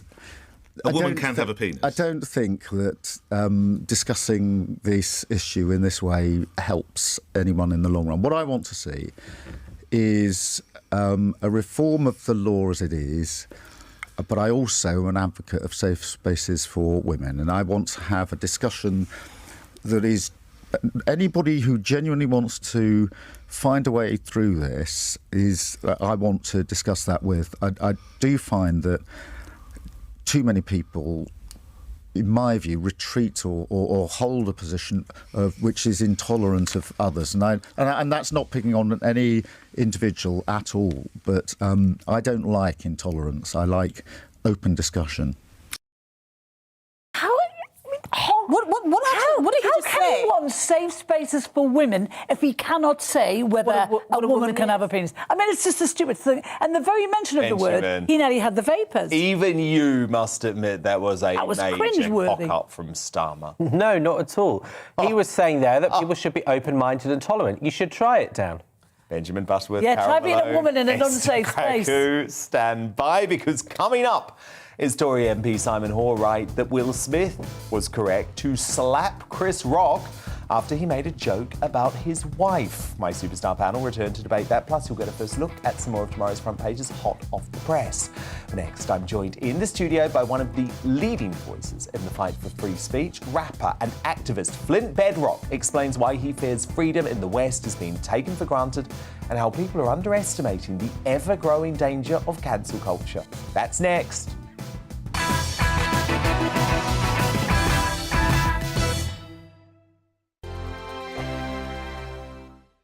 GB News is the UK's home of discussion and debate from all perspectives. To stay up to date on the latest stories, make sure that you subscribe to the GB News channel right here on YouTube. You can watch us live 24/7 across the whole world. You can also check out exclusive content and catch up on previous episodes of your favourite shows. Every day, we ask the questions that you'd ask, so why not add your voice to the conversation in the comments section? Don't forget to subscribe. We are GB News, Britain's news channel. Every night at 11 on GB News, we bring you the next day's stories the day before. Basically like time travel. If it's a big story, we'll cover it, guaranteed. But we'll also have some fun along the way. Big opinions, big laughs. Sometimes big hair. This is Headliners, the paper review show that won't send you to sleep like the others will. 11 p.m, 7 nights a week. Join us.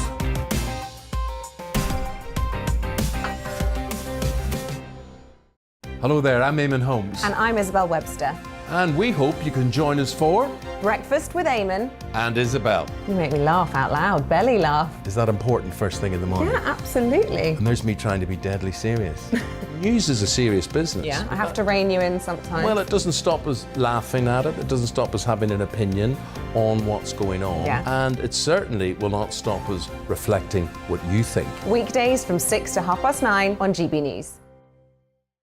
I'm Dan Wootton. Join me Monday to Thursday from 9 to 11 for the feistiest and most fun news debate on TV, where free speech reigns. I'll bring you a sharp take on the day's biggest stories, bombshell newsmaker interviews, and A-list guests.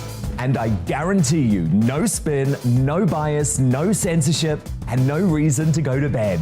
That's Dan Wootton tonight, Monday to Thursdays from 9 on GB News.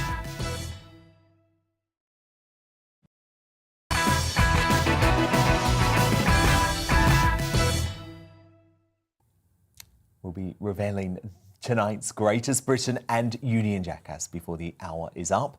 But my next guest is a Zimbabwean-born British rapper who's fighting for civil liberties in an entertainment industry that has given up on freedom of speech. Rising star Flint Bedrock moved to the UK as a 17-year-old in 2003, totally alone, and determined to pursue a career in music as a way of promoting critical thinking and rallying against cancel culture. Coming from a country like Zimbabwe, which had a long struggle with civil rights, he's concerned the West is taking its freedom for granted and sacrificing liberty in the name of political correctness. And he's been channeling that into his music. Have a listen.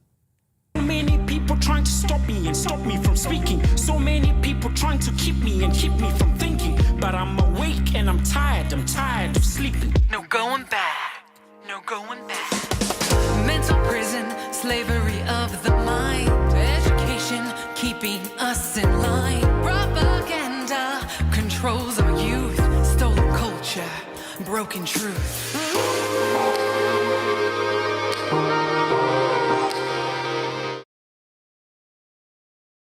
And I'm delighted that Flint Bedrock joins me in the studio tonight. Flint, slavery of the mind. I like that. But why are you, one of the only young artists in the music industry, prepared to speak up for our civil liberties? It's so disturbing. The thing is, it's a very difficult thing to do. You know, it comes with a lot of pushback. And particularly when you're somebody of my persuasion, it's something that is perhaps not seen to be something you should be doing. And is that because the music industry is just so woke? Yes. And it's also the stereotypes that all black people are on the left. And so how do you deal with that? It's been a struggle, but for me, I think the purpose behind what I do drives me to keep pushing, even though there's a lot of resistance. And I just realize that it's a space that somebody needs to take up. You know, there's a need for somebody to speak up for that. It is. And look, lots of what you say is going viral. So, for example, when it came to the Freedom Convoy, something we spoke about a lot on this show, of course, you say Antifa riots caused considerably more harm and distress than the Freedom Convoy, and yet the mainstream media will have you thinking truckers are terrorists. The fact is, people have had enough of governments politicising COVID. So these are very brave opinions. I think a lot of people see what's happening for what it is, but this speaks again to the whole issue of freedom of speech. People no longer feel like they can actually say what they think and what they feel because of cancel culture. You know, people are afraid of losing their livelihoods, of being cancelled, deplatformed, of being ostracized.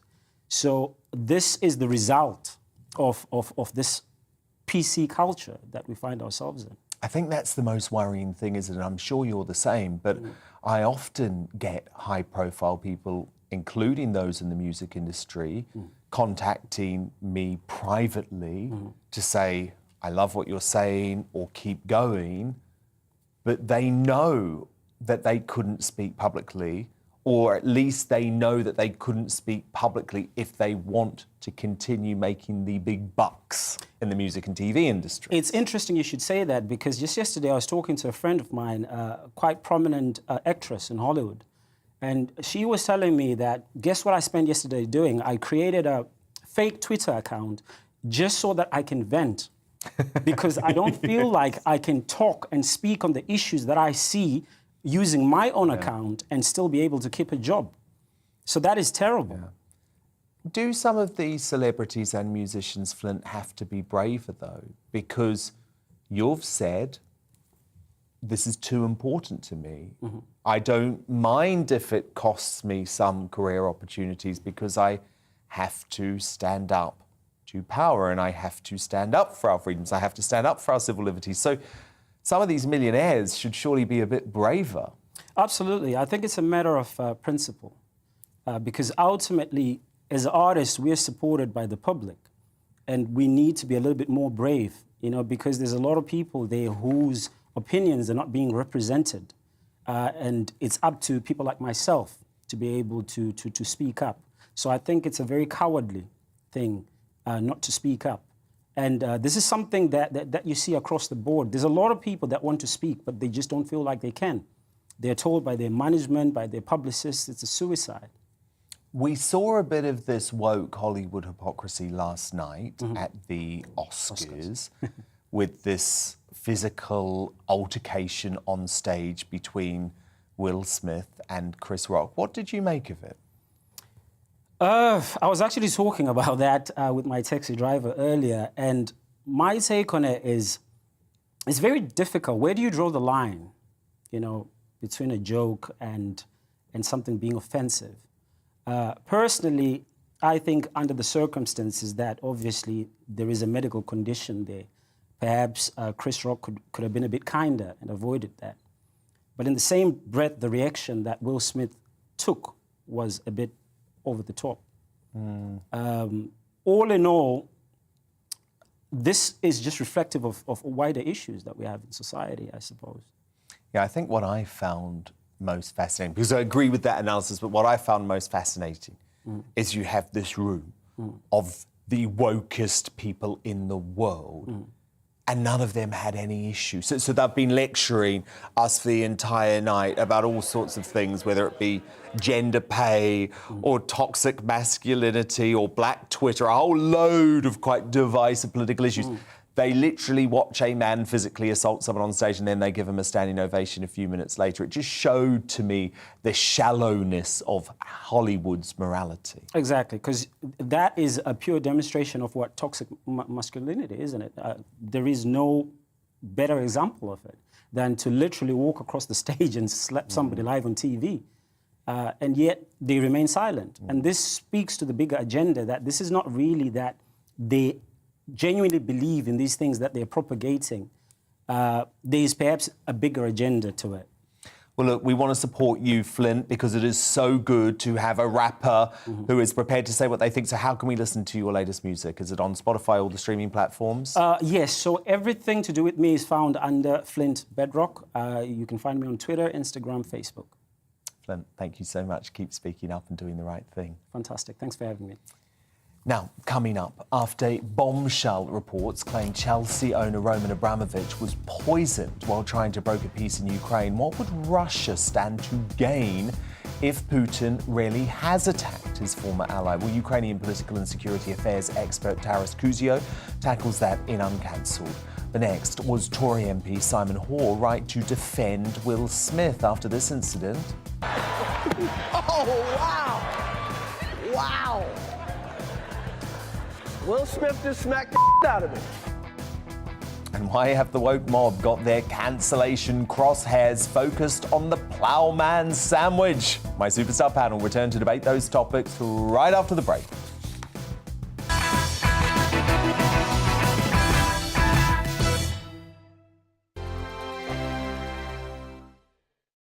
GB News is the UK's home of discussion and debate from all perspectives. To stay up to date on the latest stories, make sure that you subscribe to the GB News channel right here on YouTube. You can watch us live 24/7 across the whole world. You can also check out exclusive content and catch up on previous episodes of your favourite shows.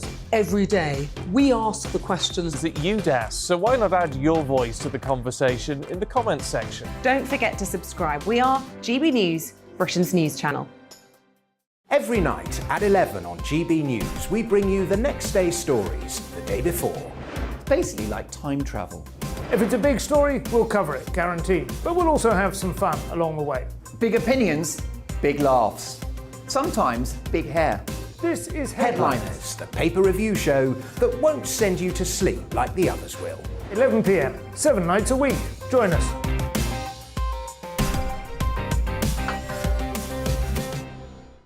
Hello there, I'm Eamon Holmes. And I'm Isabel Webster. And we hope you can join us for Breakfast with Eamon. And Isabel. You make me laugh out loud, belly laugh. Is that important first thing in the morning? Yeah, absolutely. And there's me trying to be deadly serious. News is a serious business. Yeah, I have to rein you in sometimes. Well, it doesn't stop us laughing at it. It doesn't stop us having an opinion on what's going on. Yeah. And it certainly will not stop us reflecting what you think. Weekdays from 6 to 9:30 on GB News. I'm Dan Wootton. Join me Monday to Thursday from 9 to 11 for the feistiest and most fun news debate on TV, where free speech reigns. I'll bring you a sharp take on the day's biggest stories, bombshell newsmaker interviews, and A-list guests. And I guarantee you, no spin, no bias, no censorship, and no reason to go to bed. That's Dan Wootton tonight, Monday to Thursdays from 9 on GB News.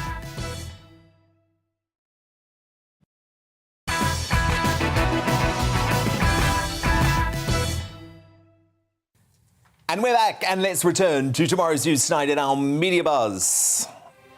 Lots of front pages have just been delivered. A couple of stories, not surprisingly, dominate. The Guardian reports that tomorrow in Istanbul will be the first face-to-face negotiations in weeks between Russia and Ukraine. This follows allegations made today that sanctioned Chelsea owner Roman Abramovich was poisoned during informal negotiations in Kiev earlier this month. And sources say that the first fines for lockdown breaches in Downing Street are expected to be issued imminently after Scotland Yard concluded that laws had been broken. Oh my goodness, I couldn't care less about this story. We just need to move on from Partygate, but it's the splash on the Daily Telegraph. They say the number expected to be around 20. Also on the front page, it has emerged that male cancer patients and those having X-rays and MRI scans are being asked if they could be expecting a baby after the government removed the word female from the law governing the medical procedures and replaced it with individuals. Good Lord. The Independent also leads with those reports that Roman Abramovich and Ukrainian peace negotiators suffered symptoms of a suspected poisoning after a meeting in Kiev. Symptoms included red eyes and peeling of the skin on their faces and hands, which is reportedly consistent with a chemical weapons attack. The Times, too, leads on the alleged poisoning of oligarch Abramovich and says Russian hardliners opposed to a Ukraine peace deal have been blamed. The paper reports that peace talks in Turkey tomorrow will still go ahead. Elsewhere on the front page, Rishi Sunak is described as dampening hopes of helping Brits further with soaring energy bills, while a picture of that Oscars slap takes centre stage, of course. Abramovich blinded in poison attack, leads the Daily Mail, adding that the oligarch was left with his skin peeling off after eating chocolate at Ukraine peace talks. The exiting Chelsea owner, who has been acting as a go-between between the Kremlin and Kiev, was said to have lost his sight for several hours after the suspected poisoning. Fingers are now being pointed at Putin's spies, with sources familiar with the incident telling the paper that hardliners in Moscow wanted to sabotage efforts to end the war. The Daily Express leads with triple lock is back, pensions set to rise. Chancellor Sunak today announced that state pensions will increase by more than 7% next year with the return of the triple lock. Vlad's war is the headline on the Daily Star's front page, as the paper also leads with the alleged poisoning of Russian oligarch Roman Abramovich and peace talks in Kiev. My superstar panel return now. The Daily Express columnist Carol Malone, senior reporter at the newspaper Benjamin Butterworth, and the social commentator Esther Kraku.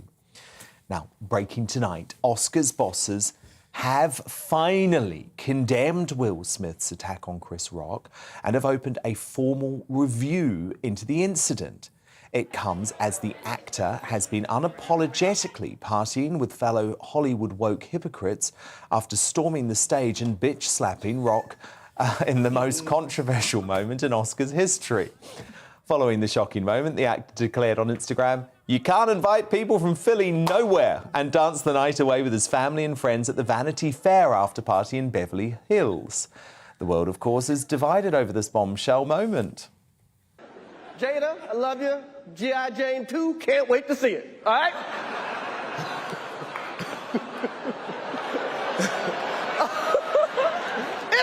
That was a nice one. Okay. I'm out here. Richard. Oh, wow. Wow. Will Smith just smacked the out of me. Keep my wife's name out your mouth. Wow, dude. Yes. It was a G.I. Jane jump. Keep my wife's name out your mouth. I'm going to, okay?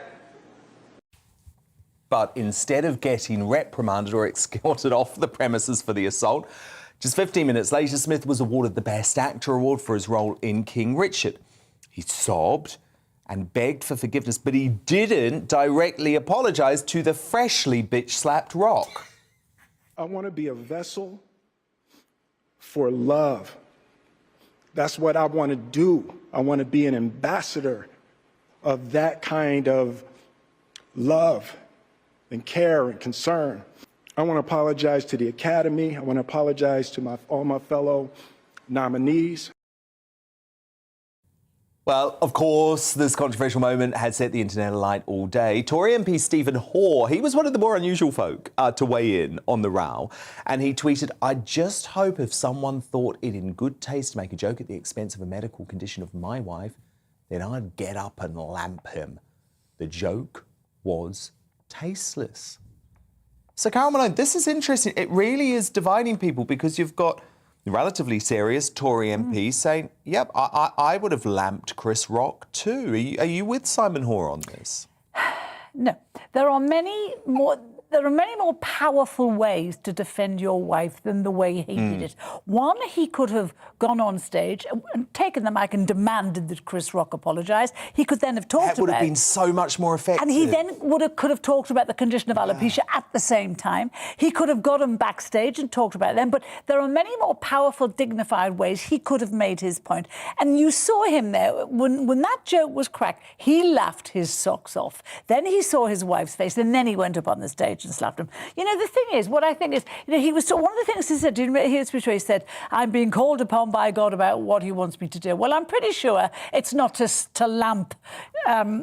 I've forgotten his name now. Will Smith. No, it's Chris Rock. I'm pretty sure it was not to lamp that. And I just think the sad thing is he talked about how fantastic it was to make the film, how fantastic the cast were. And now, today, no one is talking about the film. No one is talking about the actors. They're talking about the slap. And this Oscars will be remembered, not for the movies, but for the slap. Yeah, and this should have been the biggest night of Will Smith's career. He's been nominated 3 times. He has snatched defeat from the And this was the night that he won. And no one is talking about his performance. Esther Kraku, what interests me with you, though, is that you're one of the few folk today who are prepared to actually criticise Jada Pinkett Smith.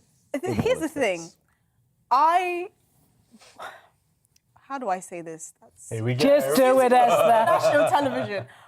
Why are you defending an unfaithful wife? What is that to do? Is he defending her honour? What honour? Okay, I don't say he lets... She has sex with other men. Right? What honour are you defending? I've chosen to have an open relationship. Then cool. I'm sorry. So you're trying to tell me that you're happy for men to have sex with your wife, but you're not happy for her to take a joke. That's what I don't understand. That's what blows my mind with this whole thing. And it was a gentle joke, you know. The GI change, it was the gentle... And the thing is... Think of everything he could have gone for. But I mean, just remember what Demi Moore looked like in GI Jane. She looked stunning, as did Jada Pinkett at the Oscars. Stunning. She has fabulous cheekbones. She does make it And it was a gentle joke. It wasn't... Imagine... I'm sorry, if he really wanted to go there, he would have made an August Alsina joke. Let's just say it as it is, OK? Wait, no, comics... That's one of Jada's entanglements. OK. But Benjamin Butterworth, what do you make of this take from Esther? Well, no, if they have an open relationship, I think that's perfectly legitimate. But it's not, though. It's not the same. It's not and that's very different to someone insulting a wife. Look, So you don't believe in faithful marriages? I believe in faithful marriages, but if they've chosen to have their marriage in that form, I don't think it's anyone else's business. That's not the case with their marriage. Will Smith has been on telly crying about that. Yeah, exactly. Frankly, if it was so open, he wouldn't be upset about it. I'm just glad the two of them stopped talking about their sex life for 2 minutes. But do you know what? A lot of people have said that Will Smith shouldn't have got the Best Actor Oscar. Personally, I think it's one of the best portrayals of John Prescott that I've seen. Oh, God. But you know what? How long did it take you to come up with that? It's gone viral. Yeah. He told us before the show. This was the one jab I don't support, frankly. Oh, my God. You know, the idea that... Any more, Benjamin? Get them all out. That's the last punchline. But, you know, Rock looked genuinely shocked. I mean, that was just all out an assault. It's as simple as that. And you could tell Chris Rock was shocked. I think Rock behaved incredibly gracefully, actually. Because most men's instinct would be to punch back. And he didn't. He didn't even continue it backstage. No, and then he had to carry on and do his job. Yes, and he also immediately said to the LAPD, no, I don't want to press charges. What's so hilarious to me now, Esther, though, is you've got the Oscars in full-on damage control. It's like it's too little too late. You allowed this guy to receive the award. You allowed everyone to give him a standing ovation in the audience. So reprimanding him at this point is a nonsense. I also, by the way, and I know some folk will disagree with this, and I have been critical of Will Smith, but I don't for a single second believe he should be stripped of his Oscar, because I think that starts giving into cancel culture. I think they should have mailed it to his house in a bin bag. I don't think he should have sat there and taken the award gracefully after, in your words, slapping. The hypocrisy of Hollywood stars. They're always on their soapboxes, banging on about issues, and often about violence as well. Against. And there goes Will Smith onto a stage and starts banging people. Got attention. It's just not. The hypocrisy is I think hell must have frozen over, because I agree with Dan Wootton for once. Hey! And I think Vanity Fair has some explaining to do, because he went and partied and got photographed at the Vanity Fair Oscars party afterwards. OK, Benjamin, why did they let him in? Seeing you're agreeing with me, let's go down a very sane path. Do you also agree with me that if this had been a white actor to bitch slap Chris Rock on stage. Let's say Benedict Cumberbatch, for example, he would be cancelled today. His career would be over. So actually there is some racism at play here too. I do actually totally agree that it would be seen in a very different dynamic if it had been... Just agree with him. You know you do, so just agree. If it had been a white man doing it. Hello, but it shouldn't make any difference because, you know, it was deplorable behaviour.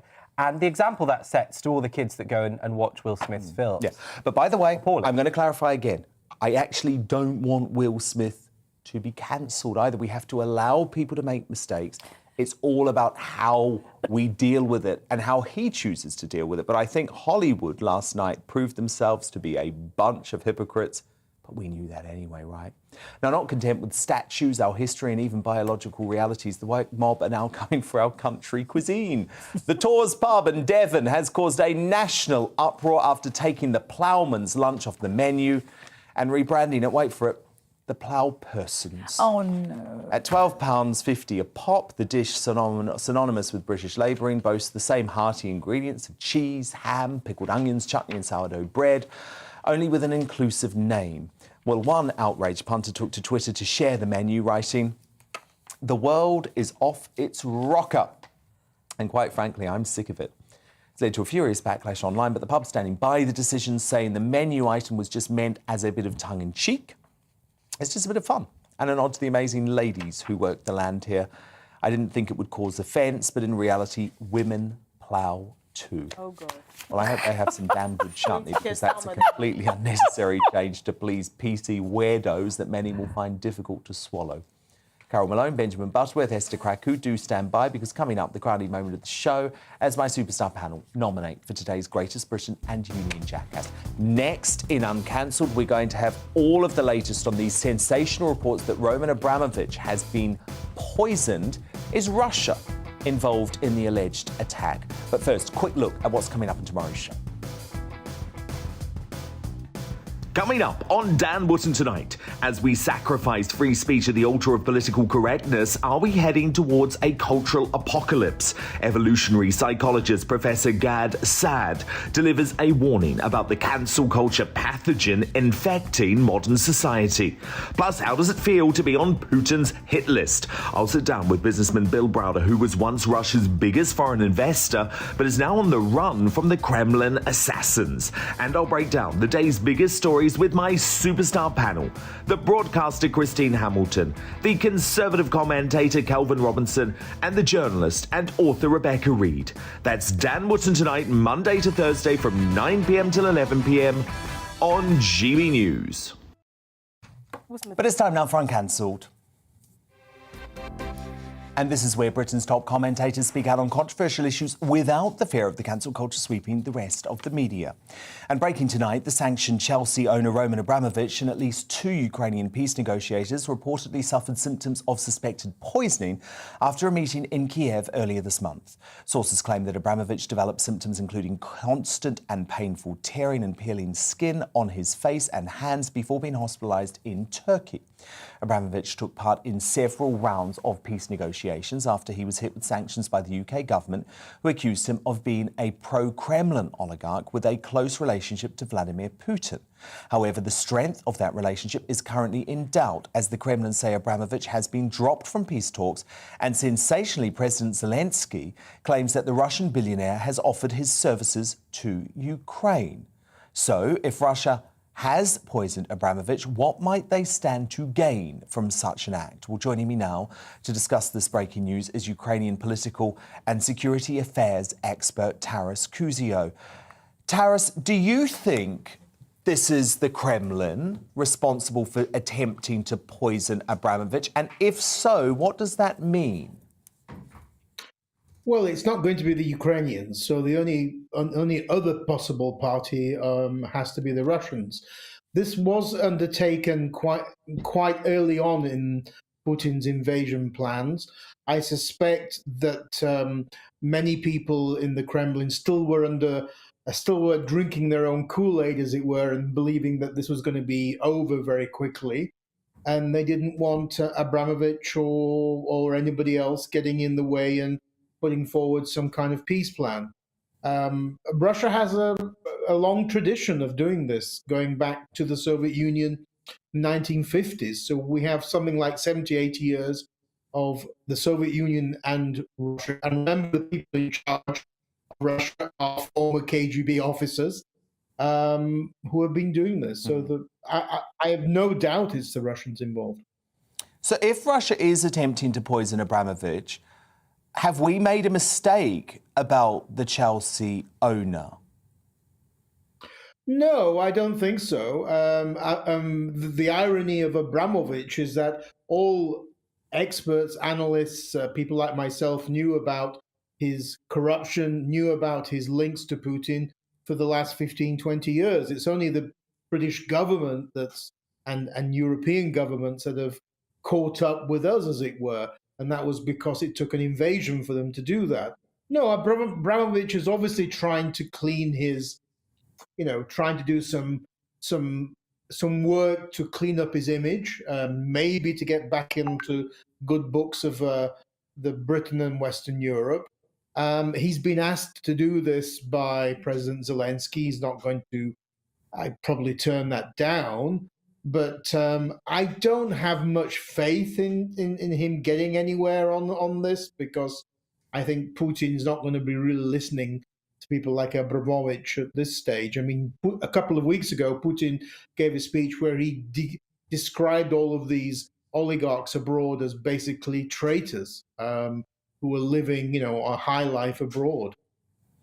Fascinating analysis. Thank you so much. That was Ukrainian political and security affairs expert Taras Kuzio. But it's time now to reveal today's greatest Britain and Union jackass.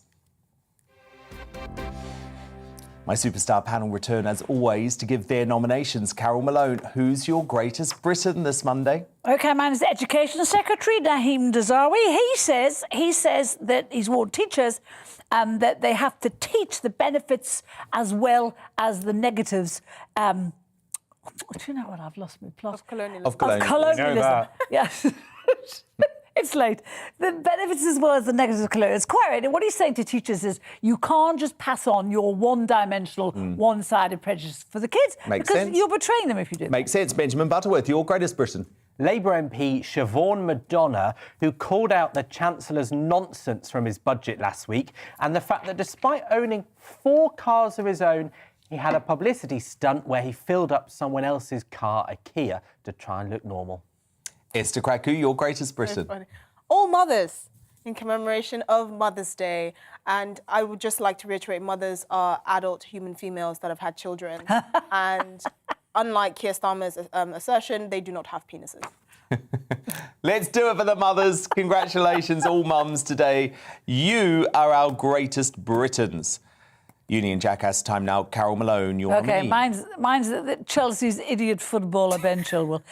This is a man, having seen the shock and outrage over Kurt Zuma drop-kicking his cat, he thinks it's a good idea, while he's in Florida, to actually put some food on a rope and be taunting a tiger with it, pulling the tiger by the face into the cage. So he gets a lot of stuff, a lot of abuse from the terraces, this guy. He's about to get it from animal lovers now as well, deservedly. Benjamin Butterworth, your nominee for Union jackass. Well, this man is more of a jackass than anyone in Britain could possibly be. It's Will Smith, the slapper-in-chief. He's not a Briton, though. I know, but he gets it honorary. He's your honorary, No one in this country nominee. could be as bad as he's been. And Esther Kraku, your nominee. Mine is Whoopi Goldberg. I swear to God, when Whoopi opens her mouth, there's like a chainsaw that goes off somewhere and just doesn't stop until she stops talking. And she showed her complete ignorance of British history, the British royal family, and the British Empire this week by saying that the royal family should keep apologising until they're blue in the face for something that they didn't directly do. So that's my Union jackass. Well, look, I'm actually going to go with Esther Kraku on this. Whoopi Goldberg is today's honorary Union jackass, given that she is an American. I will never win. But the reason that this is so well deserved is we must remember this was the same Whoopi Goldberg who just a few weeks ago was suspended from her job on The View because she insisted the Holocaust wasn't racist, because it involved white folk. So if there is one woman in America who Britain should not be lectured to about our history and about racism, it is Whoopi Goldberg, today's Union Jackass. Thank you so much to my superstar panel, Carol Malone, Benjamin Butterworth, Esther Krakow. Thank you so much for your company. I'm, of course, back again tomorrow from 9 p.m, but Headliners is up next. Good night. Hello, I'm Aidan McGiven. Some parts of the UK have enjoyed 10 days of sunshine, but there'll be a lot more cloud over the next 24 hours and beyond. Showers in places as well, and feeling cooler on Tuesday before it turns colder Wednesday onwards. Arctic air is on the way. It's behind a cold front which is pushing into the north of Scotland during Monday night. Another front is moving up from the south to bring rain to southern counties of England overnight, and a few showers remain across northern England, southern Scotland as well. A lot of low cloud creeps in from the North Sea to affect parts of eastern and central England. So it's a cloudy start to Tuesday, but a mild start, 5 to 9 Celsius compared to what's to come. Then, as we go through Tuesday morning, showers continue to affect the south coast, and further outbreaks of rain will affect the north coast of Scotland. And this is a cold front that's coming south. It's going to bring some sleet and snow over the hills, but more significantly, a marked temperature drop for the Northern Isles with some sleet and snow showers here, compared with the mild air that hangs on elsewhere. Although with cloudier skies, it's certainly going to be cooler, 11 to 13 Celsius for England, Wales, Northern Ireland, southern Scotland. Into Tuesday night, showers affecting Scotland on the wintry side for the far north, but rain and hill snow predominantly for southern Scotland. Into Northern Ireland then by the end of the night, northern England, northern Wales as well as the Midlands. To the south, a lot of cloud once again, some mistiness first thing. And really that area of rain and hill snow divides the country during Wednesday morning. Much colder air with wintry showers for northern Scotland, northeast England during Wednesday. Some brighter skies though away from it. 5 to 7 degrees the high